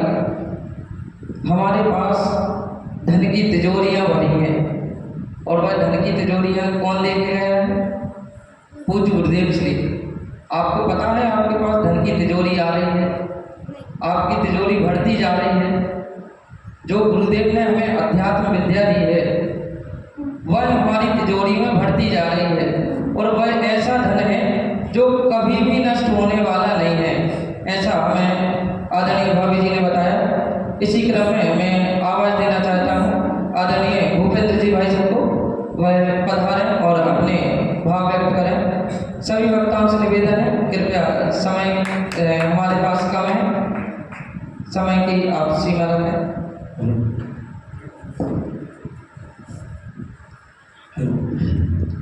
अज्ञानं तिमिरान्धानं ज्ञानरजनशलाकया चक्षुर्मिलितं येन तस्मै श्रीगुरुवे नमः। तस्मै श्रीगुरुवे नमः। आदरणीय अध्यक्ष महोदय, सभी विद्यार्थीगण एवं सभी पूर्वार्थी छात्र और सभा में उपस्थित सभी साधर्मीजन, अमित जी आग्रह कर रहे थे सभी वक्ताओं से आग्रह संक्षेप में बोले। मैं तो गुरुदेव के जीवन को बताने आया हूँ। गुरुदेव के जीवन का पहला नियम यही था, टाइम मैनेजमेंट। तो आप फिक्र न करें, मैं गुरुदेव के जीवन पे बोल रहा हूँ तो गुरुदेव के नियम का जरूर पालन करूँगा, टाइम मैनेजमेंट का पालन करूँगा। आपने वक्ताओं का क्रम शायद 5 मिनट नक्की किया है, मैं पहले ही बोल देता हूँ मैं 7 मिनट लूँगा, लेकिन 7 मिनट में अपनी बात पूरी करूँगा। पूज्य गुरुदेव श्री के जीवन के बारे में चर्चा चल रही है, काफ़ी देर से चर्चा चल रही है। सभी हमारे वरिष्ठ जनों ने अपने अपने विचार रखे, सभी विद्वानों के विचार सुने। चूँकि मेरी उम्र तो ज़्यादा नहीं है, लेकिन मैं जहाँ पढ़ा हूँ वहाँ शुरुआत ही गुरुदेव के कारण हुई है, तो गुरुदेव से जुड़ना एक स्वाभाविक ही हो गया। सन 2015-16 में जब पहली बार गुरुदेव के प्रवचन हम लोगों को सुनाए जाते थे तो हम भी सुनते नहीं थे, जबरदस्ती सुनाए जाते थे, क्योंकि वो सुबह का टाइम 6:30 बजे अरिहंत चैनल पे गुरुदेव के प्रवचन आ रहे हैं, जाना है, नहीं जाएंगे तो शांति जी भाई साहब बुलाएंगे, पूछेंगे क्यों नहीं गए, नींद क्यों नहीं खुली। तो कनिष्ठ ऐसी निकल गई। वरिष्ठ में जब आए तो गुरुदेव के प्रवचन स्क्रीन पे चलते थे तो मुख्य बिंदु के आधार से थोड़ी थोड़ी हृदय में उतरने लगे। फिर जब फर्स्ट ईयर में आए तो गुरुदेव के प्रवचन सुनने के सहज में भाव बनने लगे, और सेकंड ईयर फाइनल तक आते आते ऐसा हुआ कि गुरुदेव के प्रवचन अब कहीं भी चले, भले भी स्क्रीन पे ना चले, कानों में गूंजे, तो भी उनकी भाषा हमको ख्याल में आने लगी। कहने का तात्पर्य यह है कि आज जितने भी मुमुक्षु पूरे भारतवर्ष में आपको देखने को मिल रहे हैं, उन्होंने कई मुमुक्षु जो गुरुदेव के समय में थे वे आज हमारे सामने जीवंत नहीं है, और कई मुमुक्षु ऐसे जो हमारे सामने जीवंत हैं, लेकिन आज जो हमारे सामने लाखों मुमुक्षु दिख रहे हैं उनमें लाखों मुमुक्षु ऐसे जिन्होंने गुरुदेव को देखा नहीं, लेकिन गुरुदेव को सुन के उनके भक्त हो गए। इससे बड़ी और क्या बात आपको सुनने की। गुरुदेव श्री के जीवन में बहुत सारी शिथिलताएं आई, लेकिन गुरुदेव शिथिलता आते हुए बिल्कुल भी शिथिल नहीं हुए, जमे रहे, टिके रहे। गुरुदेव का जीवन शुरुआती संघर्ष से ही जूझता। बहुत संपन्न व्यक्ति थे, लेकिन सौराष्ट्र में कहीं सूखा पड़ रहा है, कहीं प्लेग आ रहा है, तो अपना पूरा धन उनके परिजनों ने लुटा दिया दूसरों के लिए। और जब गुरुदेव का जन्म हुआ तो गुरुदेव का जन्म ऐसे समय में हुआ जब परिवार सक्षम नहीं था, संपन्न नहीं था, इसलिए गुरुदेव को बहुत संघर्षों का सामना करना पड़ा। उनके भाई का, जब गुरुदेव 11 वर्ष के थे तब उनके भाई का देहांत हो गया। जब गुरुदेव 13 वर्ष के थे उनकी माता का देहांत हो गया, और जब गुरुदेव 17 वर्ष की उम्र में आए उनके पिताजी का देहांत हो गया। लेकिन गुरुदेव तो भी अपने मार्ग से डगमग नहीं हुए। गुरुदेव नाटक देखने गए, वहां भी वैराग्य का प्रसंग चल रहा, और सुना जब वो लोरियां सुना रही, शुद्धोसी बुद्धोसी निरंजनोसी, बस एक रट पकड़ ली, बस अब इसी को खोजना है, तू ही शुद्ध है, तू ही बुद्ध है, बस एक अक्षर को पकड़ के गुरुदेव ने, शुरू से ही लगन थी, विवाह की तो कोई बात ही नहीं थी। गुरुदेव ने 23 वर्ष की उम्र में सन 1913 में श्वेतांबरी दीक्षा धारण की। वहां भी गुरुदेव का अध्ययन चलता रहा। श्वेतांबरों के लगभग 45 आगम श्वेतांबरों के अनुसार और स्थानक वासियों के अनुसार लगभग 33 आगम उन्होंने वहां पढ़े, तो भी उन्हें सत्य मार्ग नहीं मिला। और एक समय ऐसा आया कि जब गुरुदेव श्री को 21 वर्ष श्वेतांबरी साधु के रूप में हो गए। कितने वर्ष तक रहे गुरुदेव श्री श्वेतांबर साधु के वेश में? लगभग 21 वर्ष तक। तब जाके दामनगर के एक सेठ ने वो समय साथ दिया। जो काम 21 वर्ष में नहीं हुआ, वो काम 21 मिनट के छोटे से अंतराल की बैठ में हो गया। तो गुरुदेव को जो सत्य मार्ग की खोज थी, उस सत्य मार्ग गुरुदेव को मिल गया। गुरुदेव ने उस समय सार को जीवन में उतारा और एक समय सार से लाखों समय सार हमारे सामने खड़े कर दिए। आज 100 वर्ष पूरे हो गए जब हमने गुरुदेव श्री का अभी समय सार शताब्दी वर्ष मनाया था। गुरुदेव श्री को जब समय सार मिला तो समय सार इतना प्रचलन में नहीं था। तात्पर्य यह है कि गुरुदेव श्री ने उस समय सार को 19 बार तो सभा में पढ़ा ही पढ़ा, प्रवचन किए ही किए, लेकिन उन्होंने इसकी कोई गिनती नहीं है कि कितनी बार अपने जीवन में अपने व्यक्तिगत रूप से उस समय सार का स्वाध्याय किया होगा। जो लोग कहते हैं गुरुदेव श्री के जीवन में चरणानुयोग नहीं था, चारित्र नहीं था, खानिया तत्व चर्चा इसका साक्षात प्रमाण है। सन 1967 में जयपुर में खानिया तत्व चर्चा हुई तो गुरुदेव श्री की पैरवी करने के लिए जैन आगम के मूर्धन्य विद्वान पंडित कैलाश चंद्र जी सिद्धांत शास्त्री पधारे। उन्होंने कहा कि गुरुदेव श्री ने इन कांजी स्वामी ने जो बात कही है वे इन्होंने अनुभव से सिद्ध करके कही है, इसमें कोई इनकी बात में कोई आगम विरुद्ध बात नहीं है। ऐसे हमारे गुरुदेव थे। एक और अभी कुछ दिन पहले ही किस्सा सुनने में आया गुरुदेव की सहनशीलता का। अंतिम किस्सा सुना के पूरी बात कर रहा हूँ, बच्चों को जल्दी ख्याल में आएगा। हमारे गुरुदेव कैसे थे सबने बताया, रितेश जी भाई साहब ने बहुत अच्छे से बताया हम उन्हें गुरुदेव क्यों कहते हैं। लोग हम पे प्रश्न उठाते हैं कि तुम भैया हमने तो रत्नकंठ साहब का चार के अनुसार माना है, विषादी तो निरारंभो परिग्रह ज्ञान ध्यान तपो रखता है यशस्वी सा परमात्मा ने। हमने तो इनको मुनि माना, इनको गुरु माना, तुम तो इनको गुरुदेव कहते हो। अभी बताया ना कि इन्होंने हमें शास्त्र पढ़ने का मार्ग खोला, इन्होंने हमें सच्चा मार्ग बताया, इसलिए हम गुरु कहते हैं। और हमारे गुरु कैसे थे? उन्होंने हमें सहनशीलता सिखाई।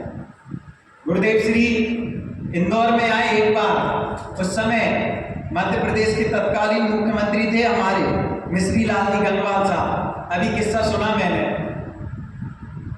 अब सोचो एक मुख्यमंत्री की गाड़ी में बैठ के तुम जाओ तो कितनी सुरक्षा तुम्हारे आगे पीछे होगी।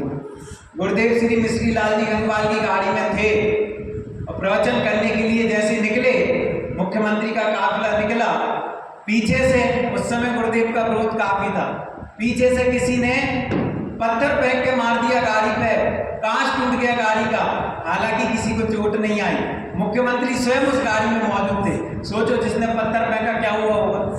तुरंत उसको पकड़ के जेल में बंद कर दिया। जब गुरुदेव को ये बात पता चली कि पत्थर फेंकने वाले को जेल में डाल दिया, गुरुदेव श्री गद्दी पर नहीं बैठे, उसको पहले जेल से बाहर निकाल, उसको छोड़ो, उसके बाद में प्रवचन करो। इतनी सहनशीलता उनके अंदर थी। हम सबको बस यही विचार करना है कि जैसे हमारे गुरुदेव श्री ने सहनशीलता रखी, साहस रखा, धैर्य रखा, हमें क्या करना है? हमें भी, हम इस हॉस्टल में रह रहे हैं, इस परिसर में रह रहे हैं, इस संकुल में रह रहे हैं, तो हमें भी कभी कोई परिस्थिति बस कोई हमारे साथ कोई स्थिति भी बने, दुख की स्थिति बने, विपरीत स्थिति बने, उस समय हमको घबराना नहीं है। मुझे गुरुदेव श्री का स्मरण करते हुए धैर्य रखना है, सहनशीलता रखनी है, अपने विवेक से निर्णय लेना है। गुरुदेव श्री का सबसे अच्छा रिप्लाई था, सबसे अच्छा उत्तर था, no reply is the best reply. इसलिए हमें किसी को जवाब नहीं देना है। इस प्रकार अपने जीवन को खूब उज्जवल बनाना, यही हमारे गुरुदेव श्री की सबके प्रति बहुत बहुत शिक्षा हमको ग्रहण करनी चाहिए। अंत में 2 पंक्ति बोलते हैं एक साथ सभी मिलके, सबको याद है। गुरुदेव आए रे बड़े ही सौभाग्य से, गूंज गया भारत सारा ओंकार नाद से, गूंज गया भारत सारा ओंकार नाद से। जय। बहुत बहुत धन्यवाद आदरणीय भूपेंद्र जी भाई साहब का, जिन्होंने हमें गुरुदेव श्री के अनेक प्रसंग हम सभी के बीच में व्यक्त किए। गुरुदेव श्री के अंदर जो सहनशीलता थी, जैसा कि भाई साहब ने बताया, बहुत ही अच्छी थी। कई बार गुरुदेव श्री को काली पट्टियां पहनकर दिखाई, काले झंडे दिखाए गए, लेकिन गुरुदेव श्री एक ही लाइन बोलते थे, क्या? भूले ना भगवान से, भूला हुआ भगवान है, ऐसा गुरुदेव श्री कहते थे। ऐसे अनेक प्रसंग उनके जीवन से हमें सीखने लायक हैं। इसी क्रम में मैं आवाज़ देना चाहता हूँ आदरणीय धनपाल जी साहब को कि वह भी पधारें और आज इस उपकार दिवस पर अपने भाव व्यक्त करें।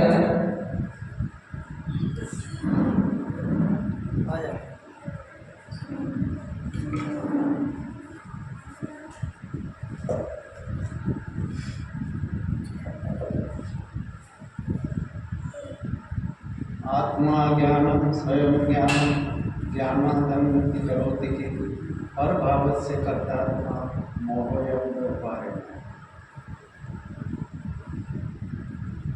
गुरुदेव को जो सब कह रहे हैं ना, अभी गुरुदेव के बारे में सबने बताया कि हमने गुरुदेव को नहीं देखा, लेकिन मैंने गुरुदेव को देखा। हम वहाँ गए थे पूरागढ़ करके गांव है, उसमें वो बता रहे थे, हम गए थे बिंडर प्रतिष्ठा में, लेकिन वहाँ कोई व्यवस्था अच्छी नहीं थी। और यहाँ देखा गादी तक के बिछे हुए हैं और बड़े आराम की व्यवस्था है, रहने वगैरह की, भोजन की कुर्सी टेबल लगे हुए।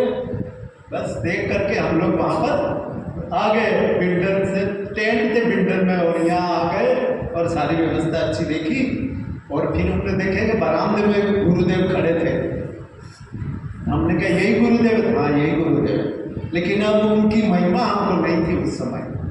हमें मुनि राजों की आदि सब की थी, विद्वत गणों की थी, लेकिन गुरुदेव को हम इतना महान व्यक्तित्व है वो नहीं जानते थे उस समय। अब धीरे धीरे फिर क्या हुआ, समय बदलता गया। हमारे आदरणीय भाई साहब महिपाल जी साहब जयपुर जाते थे, जयपुर, तो जयपुर वो टोडर स्मारक में जाते थे, तो वहाँ से ये नई बात लाए, नई धर्म की बात के अपन स्वयं भगवान है, अनादि अनंत है, हम मरने वाले नहीं हैं, अनादि से और अनंत काल तक रहेंगे। ये सारी बातें, ये शरीर है वो मैं नहीं हूँ, ये सारी चीज़ें परद्रव्य में मेरे नहीं है, अहम बुद्धि, ममत्व बुद्धि, कर्ता बुद्धि, भोक्तृ बुद्धि, ये सब छोड़नी है। इस तरह की सारी बातें जयपुर से भाई साहब लाए और हम उसके जितने भी शास्त्र गुरुदेव ने प्रवचन किए वो भाई साहब ने हमको समझाए। हम सुबह 5 बजे उनके वहाँ जाते थे क्लास अटेंड करने, और धीरे धीरे हम सीख गए। और ऐसा अच्छा लगा जो पुराना सब जितना भी था सब छोड़ दिया, जितना भी उसको अज्ञान के खाते में डाल दिया। हाँ अच्छा, अब मैं उनके गुरुदेव के बारे में 2-1 वाक़या आपको बताना चाहता हूँ। बाकी उनकी महिमा तो सबने बताई थी।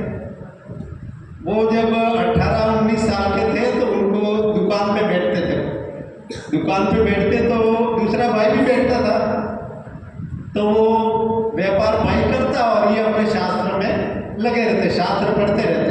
उनको व्यापार से कोई लेना देना था ही नहीं, क्योंकि भगत कहते थे उनको। लोग क्या कहते थे? भगत। अरे तो भगत बैठा है दुकान पर, क्या बच्चों समझ में आ रही बात? भगत बैठा है दुकान पे, तो ये क्या माल देगा हमको? लेकिन उन्होंने जब ग्राहक आता, जब उनका भाई नहीं होता, वो अकेले होते, तो भाई इसके धोती के कितने रुपए, या इस आइटम के कितने रुपए, तो उस पर लिखा हुआ है, देख लो और पेटी में डाल दो और माल ले जाओ। कोई वो अपना स्वाध्याय में मस्त रहते थे। तो उनको एक आदमी ने कहा कि साहब ऐसा करोगे तो कोई पोटला पूरा बांध करके ले जाएगा और भाई 1 रुपया डाल देगा अंदर खाली। तो उन्होंने कहा ऐसा होना होगा तो ऐसा ही होगा, इसको कोई भी बदल सकता नहीं है।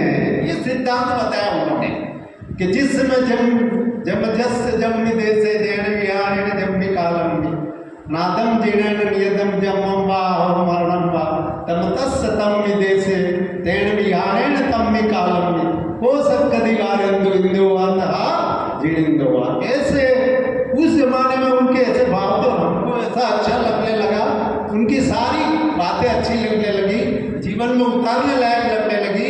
हमारी कषाय उनके प्रवचन सुनने से मंद होती गई, कषाय भाव के पहले वो बिल्कुल मंद होते गए। दूसरा एक वाक्य मैं आपको बताता हूँ कि जीतू भाई करके है, वहाँ पर जो कैसेट का काम करते थे, कैसेट बनाते थे उनके प्रवचनों की, तो उनके पास ही जाके बैठते हम ज़्यादातर। तो वो लोग दूर कुर्सी लगा के बैठते, ज़्यादा किसी को नहीं आने देते, हमको उन्होंने अलाउ किया था। तो उनके जीवन के बारे में बहुत सारी बातें बताते। तो एक बार क्या हुआ कि वो शाम को उनके साथ घूमने जाते हैं, वो बचपन से ही उनके साथ थे गुरुदेव के साथ। तो वो शाम को घूमने जाते गुरुदेव, तो ये भी साथ में जाते। तो एक दूसरा कुत्ते वाला लड़का भी साथ में जाता था, कुत्ता लेकर दूर दूर रहता। वो जाते। अब एक दिन क्या हुआ कि वो गुरुदेव ने देखा एक कुत्ता लंगड़ा चल रहा, लंगड़ा के पीछे के 2 पैर टूटे हुए। तो उन्होंने कहा कि भाई इसको क्या हुआ? तो साहब ये जो अपने साथ चल रहा है ना कुत्ते वाला, इसने छत पे इसके कुत्ते को इस कुत्ते ने मारा। तो इसने ऊपर जाकर के छत पे जाकर के ये कुत्ता ऊपर चला गया, तो ऊपर से नीचे फेंक गया, तो इसके दोनों पैर टूट गए। तो गुरुदेव ने कहा भाई ऐसा क्यों किया तेने, ऐसा नहीं करना चाहिए तुझे। नहीं नहीं मेरी मर्जी।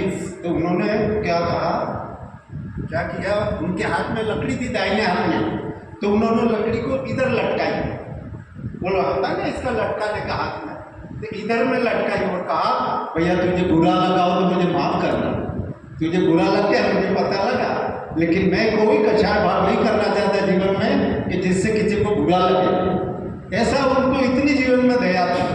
ऐसे कई वाक्य उनके, और आज हम शास्त्र उनके पढ़ने में इतनी रुचि है हमारी कि हम 1 मिनट भी बर्बाद नहीं होना देना चाहते। उनके जीवन की बहुत घटना है, लेकिन ज़्यादा समय नहीं लूँगा मैं। लेकिन हमको उनके जीवन से जो सीखने मिला है वो हमारा जीवन सुधर गया, पूरा जीवन शैली बदल गई। हाँ, बस इतना कह के मैं अपना स्थान।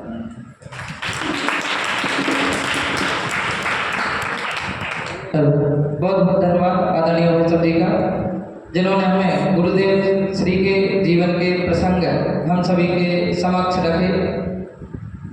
ऐसी अनेक घटनाएं, ऐसे अनेक प्रसंग हैं जिनसे हमें बहुत कुछ सीखना है और हम सीख रहे हैं। इसी क्रम में मैं आवाज़ देना चाहता हूँ आज के अध्यक्ष महोदय आदरणीय बड़े काका जी को कि आज के इस उपकार दिवस पर वह भी अपने भाव व्यक्त करें। आदरणीय बड़े काका जी।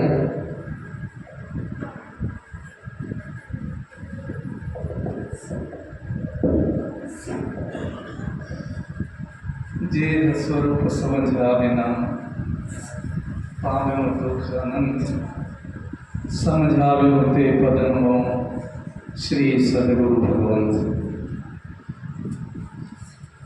पूज्य गुरुदेव श्री का आज 135वां जन्म जयंती महोत्सव, आप और हम सब अत्यंत प्रसन्नता का अनुभव कर रहे हैं। उन महापुरुषों को, उन महापुरुष की अवतरण दिवस को लेकर जिन्होंने हम जैसे कमजोर व्यक्तियों को सुख का मार्ग प्रदान किया। उपकार दिवस सब बोल रहे हैं, आज उपकार दिवस है। उनका क्या उपकार है हमारे पर, यह तो हम स्वयं ही अनुभव कर सकते हैं कि उन्होंने हमें क्या दिया, और जो दिया वो हमारे वेदन में, हमारे अनुभव में हमें कैसा महसूस होता है, वह शब्दों के माध्यम से कैसे बताऊं। आप लोगों को प्रवासी जो इस संस्था में पढ़ने के लिए आए हैं, किसी को 1 महीना हुआ है, किसी को 20 दिन हुए हैं, किसी को 15 दिन हुए हैं, इन बच्चों का इतना ही तो टाइम हुआ। आप पर गुरुदेव का कोई उपकार है क्या? कोई उत्तर देगा क्या? आप पर गुरुदेव का कोई उपकार है क्या? हाँ बेटा बोलो।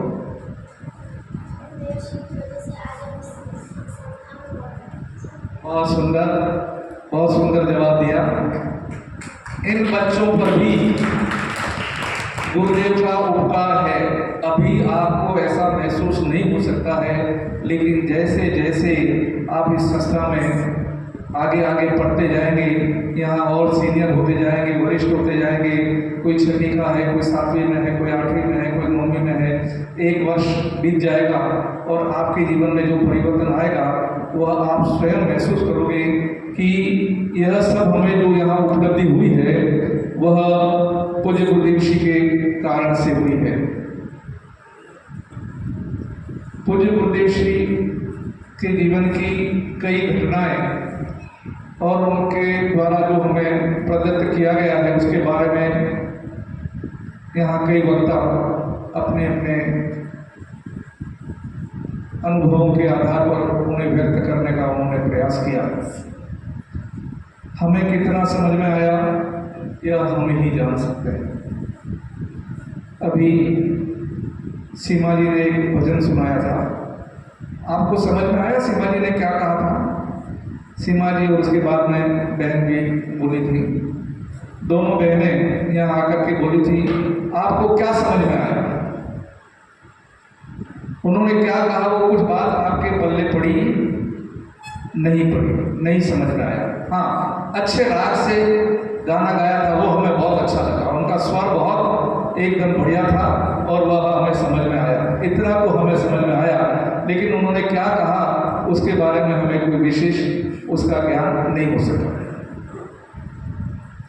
समय तो तीव्र गति से जा रहा है। पंडित जी ने हमको कहा था कि 1 घंटे में हम ये सभा समाप्त करेंगे, लेकिन समय बहुत ज़्यादा हो गया है। मैंने कुछ बातें आपको बताने के लिए लिखी थी आज। कुछ बातें मैं आपके ध्यान में ज़रूर लाना चाहता हूँ। यह बताने की ज़रूरत नहीं है कि गुरुदेव जी का जन्म कहाँ हुआ था, क्योंकि आदरणीय विद्वान पंडित रितेश जी ने आपको ये बता ही दिया था कि उनका जन्म उमराला में हुआ था। कब हुआ था?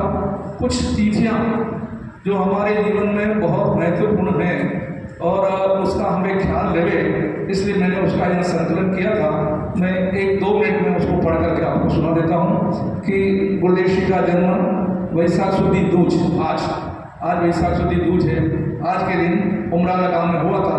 तारीख की अपेक्षा से बात करें तो उस दिन 21 अप्रैल 1890, अभी 2024 चल रहा है, यानी 1890 में 135वीं जन्म जयंती अपन गुरुदेव यहाँ पर मना रहे हैं। ये 135वीं जन्म जयंती और उन्होंने श्वेतांबर संप्रदाय में जन्म लिया था और वहाँ उन्हें दीक्षा हुई थी। दीक्षा का काल था उनका विक्रम संवत था 1970 और ईस्वी संवत था 1914, अगन शुद्धि नवम। यह बातें कोई याद रहने की नहीं है, लेकिन कुछ महत्वपूर्ण तिथियां हैं वो हमारे ज्ञान का विषय बने, इसलिए मैंने प्रयास किया था। मैं समझ रहा था कि और ज़्यादा यहाँ पर हमारे जागरूक, अभी आप तो बच्चे हैं, अभी इतना इन गहराई को नहीं समझते हैं, लेकिन हमारे गांव में यानी कॉलोनी में जो स्वाध्यायी जी हैं, लगभग रोज 20 से 25 लोग आते हैं। वे तो यहाँ पर आएंगे ही आएंगे, लेकिन यहाँ आने पर पता लगा कि 5-7 लोग ही वो यहाँ पर आए हैं, सभी लोग नहीं आए थे। मैंने उन्हें निवेदन भी किया था, लेकिन नहीं आ पाए, तो उनको लक्ष्य में लेकर के मैंने कुछ बातें लिखी थी। कुछ बताने जैसा तो नहीं है इसमें विशेष। आप गुरुदेव ने अपने ही जीवन काल में तत्व के प्रचार प्रसार के लिए कोई बहुत बड़ी बहन कह रही थी अभी, उन्होंने कोई बहुत बड़ा प्रयास किया हो ऐसा नहीं, लेकिन अपने स्वयं के लिए उन्होंने दिगंबर जैन शास्त्रों का गहन अभ्यास किया और उन शास्त्र में जो जीव के सुख का मार्ग, सुख कैसे प्राप्त होवे, सुख की प्राप्ति करने के क्या उपाय हैं, उस संबंध में उन्होंने गहन अध्ययन करके समाज के सामने प्रस्तुत किया। 45 वर्ष दिगंबर अनुयाय में आने के बाद और 45 वर्ष उनकी वहाँ, जब वो श्वेतांबर संप्रदाय में थे तो 45 वर्ष की उम्र तक वे वहाँ रहे और वहाँ उन्होंने उस संप्रदाय की मान्यता के अनुसार वहाँ उपदेश दिए।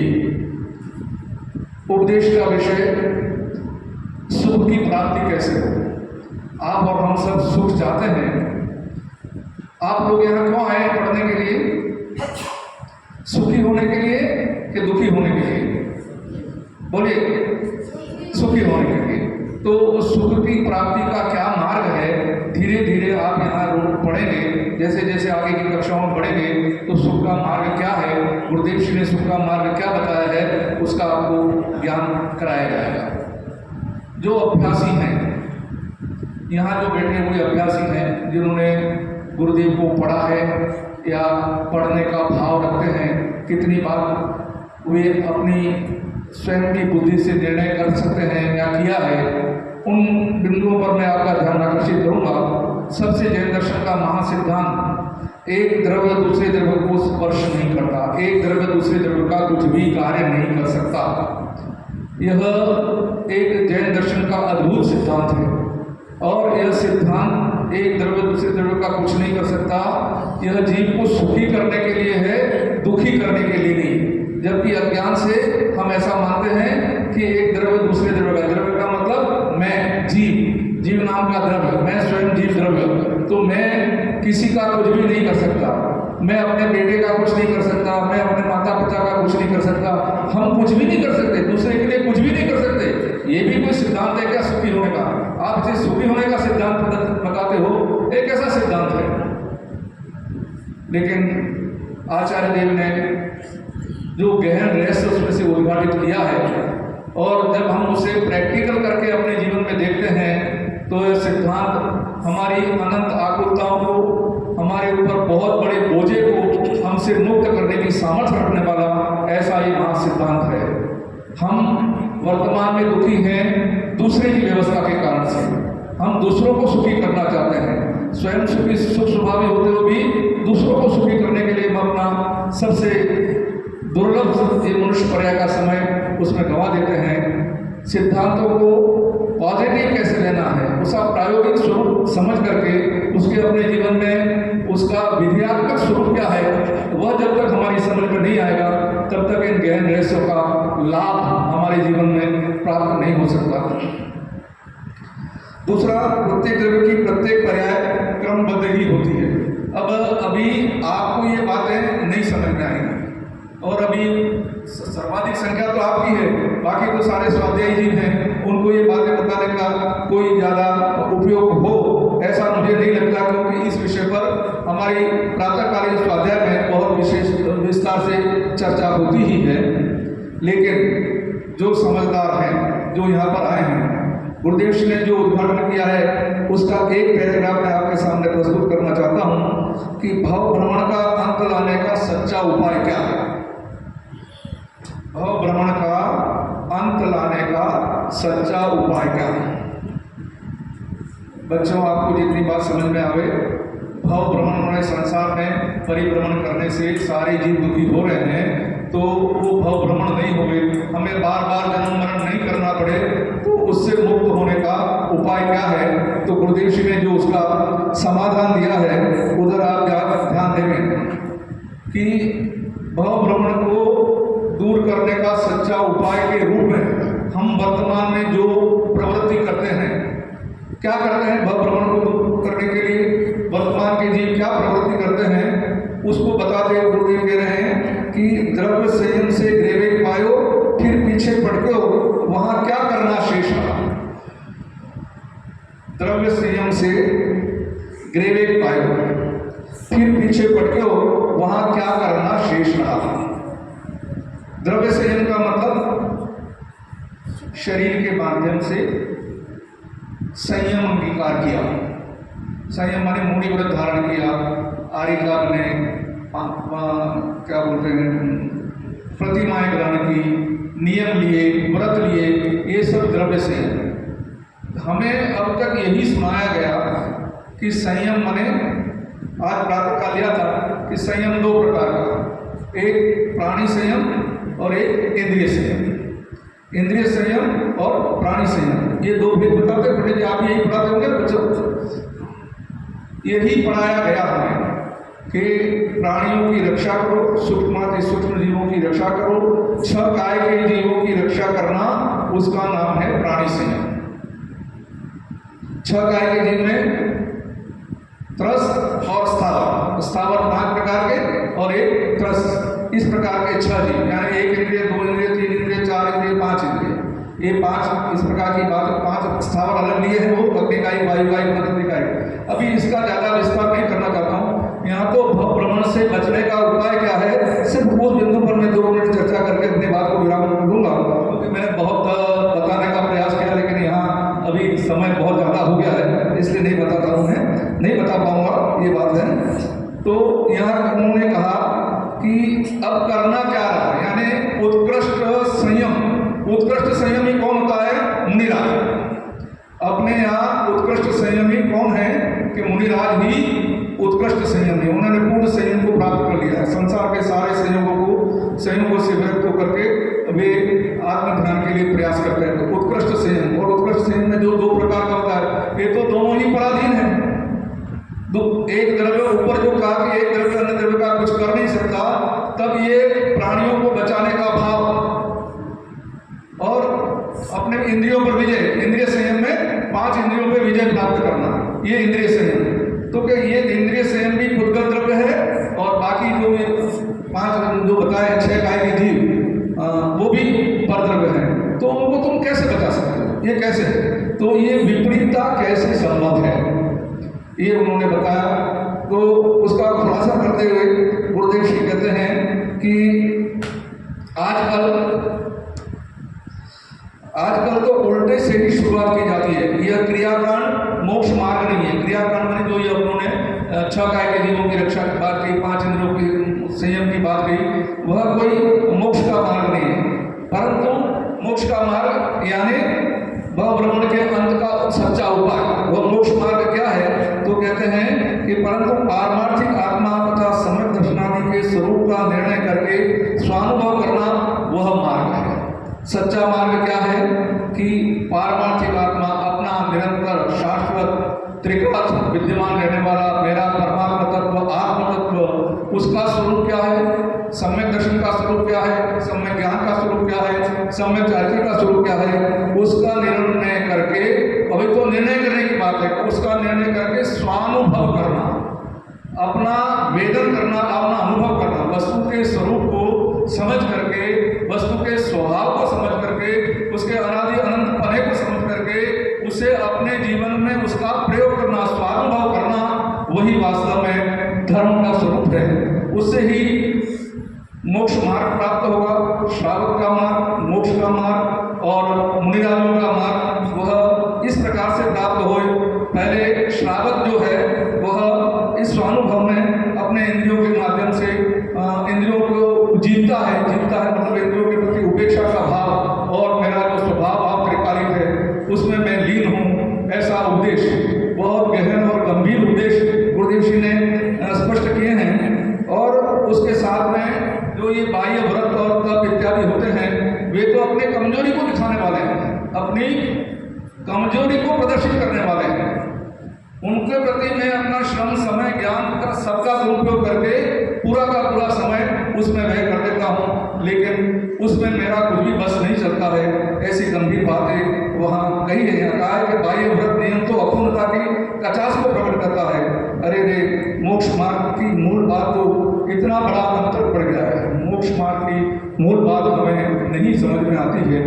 बहुत कुछ कहने का भाव आता है, लेकिन बंधुओं, इस अवसर पर पूज्य गुरुदेव श्री को याद करके उन्होंने जिनागम के गहन रहस्यों को स्वयं अपने जीवन में आत्मसात करके, अपने जीवन में उसका प्रयोग करके, चारों अनुयोगों का स्वरूप जो वीतरागता है, चारों योग से वितरागता प्राप्त होती है, उसका गहन और गंभीर अभ्यास करके समय सार ग्रंथ जीवन में 19 बार पढ़ा, 19 बार तो प्रकट सभा में पढ़ा, स्वयं को सैकड़ों बार उसका गहराई से अभ्यास किया और 38 ग्रंथ उन्होंने सामूहिक स्वाध्याय के रूप में हमारे सामने प्रस्तुत किए। उनका कितना गहरा अभ्यास था वह हमें प्रेरणा देता है कि हम अपने लिए स्वाध्याय के लिए बिल्कुल समय नहीं निकाल पाते हैं।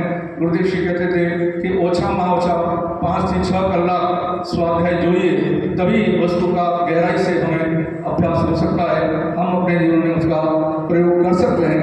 ऐसी अनेक बातें यहाँ गुरुदेव के सानिध्य में 66 मंदिर 66 मंदिरों की प्रतिष्ठा हुई गुरुदेव की हाजिरी में।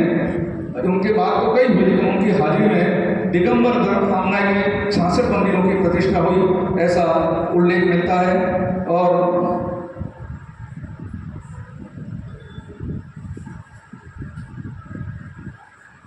उनसाठवें वर्ष से 51 वर्ष तक उनकी जो जन्म जयंती मनाने का जो ये अपनी शुरू हुआ, वो 59वीं जन्म जयंती से शुरू हुआ ये कार्यक्रम।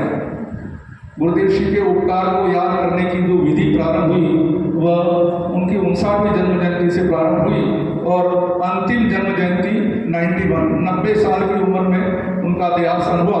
उनके देहासन का काल था 1980 28 नवंबर शुक्रवार को उनका देहासन हुआ, वे स्वर्गस्थ हुए। और इस तरह से हम आज के दिन उन पवित्र आत्मा को याद करके उन्होंने हमें जो वस्तु के स्वरूप को समझने के लिए जो प्रवचनों के माध्यम से मूल तत्व उसका ज्ञान कराया है वह हमारे जीवन में प्रवेश करे, हम उसे आत्मसात करें, अपने जीवन में उसका प्रयोग करें और पूर्ण दशा की प्राप्ति का उग्र पुरुषार्थ हमारी पर्याय में प्रारंभ हो। इस भावना के साथ अपने बात को पूर्ण करता हूँ। जय जय। थोड़ी जोर से ताली बजाओ सब एक साथ दोनों हाथ ऊपर करके। इतनी अच्छी बातें सुने कि सीधा भगवान बन गया है। एक बार दोनों हाथ उठा करके जोरदार तालियां बजाएंगे। जरूर महावीर भगवान की सोने वाले जाने वाले सोने की तैयारी में आ जाए। थोड़ी देर बाद आप सभी को हम यहाँ पे प्रस्थान कराएंगे। बहुत अच्छी ठंडी ठंडी हवा में आप लोगों को नींद लेना है। मौसम थोड़ा सा उष्मा युक्त है, लेकिन बातें बहुत ठंडी हैं।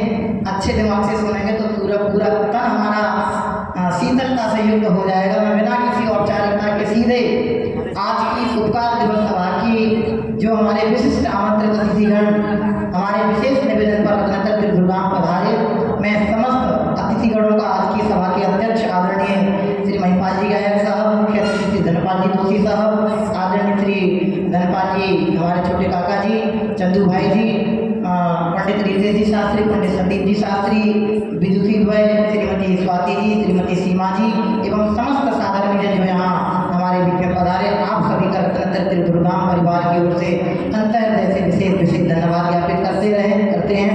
आपका समय समय पर इसी तरह से समागम और लाभ हमें प्राप्त होता रहे। पूज्य गुरुदेव श्री का जो अंतस था, उनकी जो हृदय की भावना थी कि जिन शासन की प्रभावना निर्बाध रूप से इस काल के अंत तक सदा बरतती रहे, वह हम सभी के उपक्रमों से निरंतर यह धारा अनवरत रूप से बहती रहे। इस उद्देश्य से हम यह 135वां जो जन्म जयंती दिवस है, जिसे हम उपकार दिवस के रूप में मनाते हैं, वह हम आज रत्नाकर त्रिभुवन की पावन धारा पर मनाते हुए मंचासीन अतिथिगणों की भावना को यहाँ से पुनः हम क्षमा चाहते हैं कि आपको भरपूर समय हम आज प्रदान नहीं कर पाए। बच्चे 15-20 दिन के ही हैं हमारे पास, लेकिन इतना आप सभी को सुना, कितना सीखा उसकी गारंटी नहीं है, लेकिन जितना भी इनके हृदय में गया है कि भविष्य में निश्चित ही इनके लिए लाभदायक होगा। 4 पंक्तियाँ गुरुदेव श्री को समर्पित करते हुए मंचासीन अतिथिगणों की आज्ञानुसार इस सभा को विराम की घोषणा करूँगा। गीत लंबा लिखा था, लेकिन जो मुक्तक लिखा था वो आपके बीच में सुना देता हूँ। गीत फिर कभी प्रसंगानुसार गुरुदेव श्री के ऊपर जो लिखा है उसको सुनाएंगे। बहुत सारे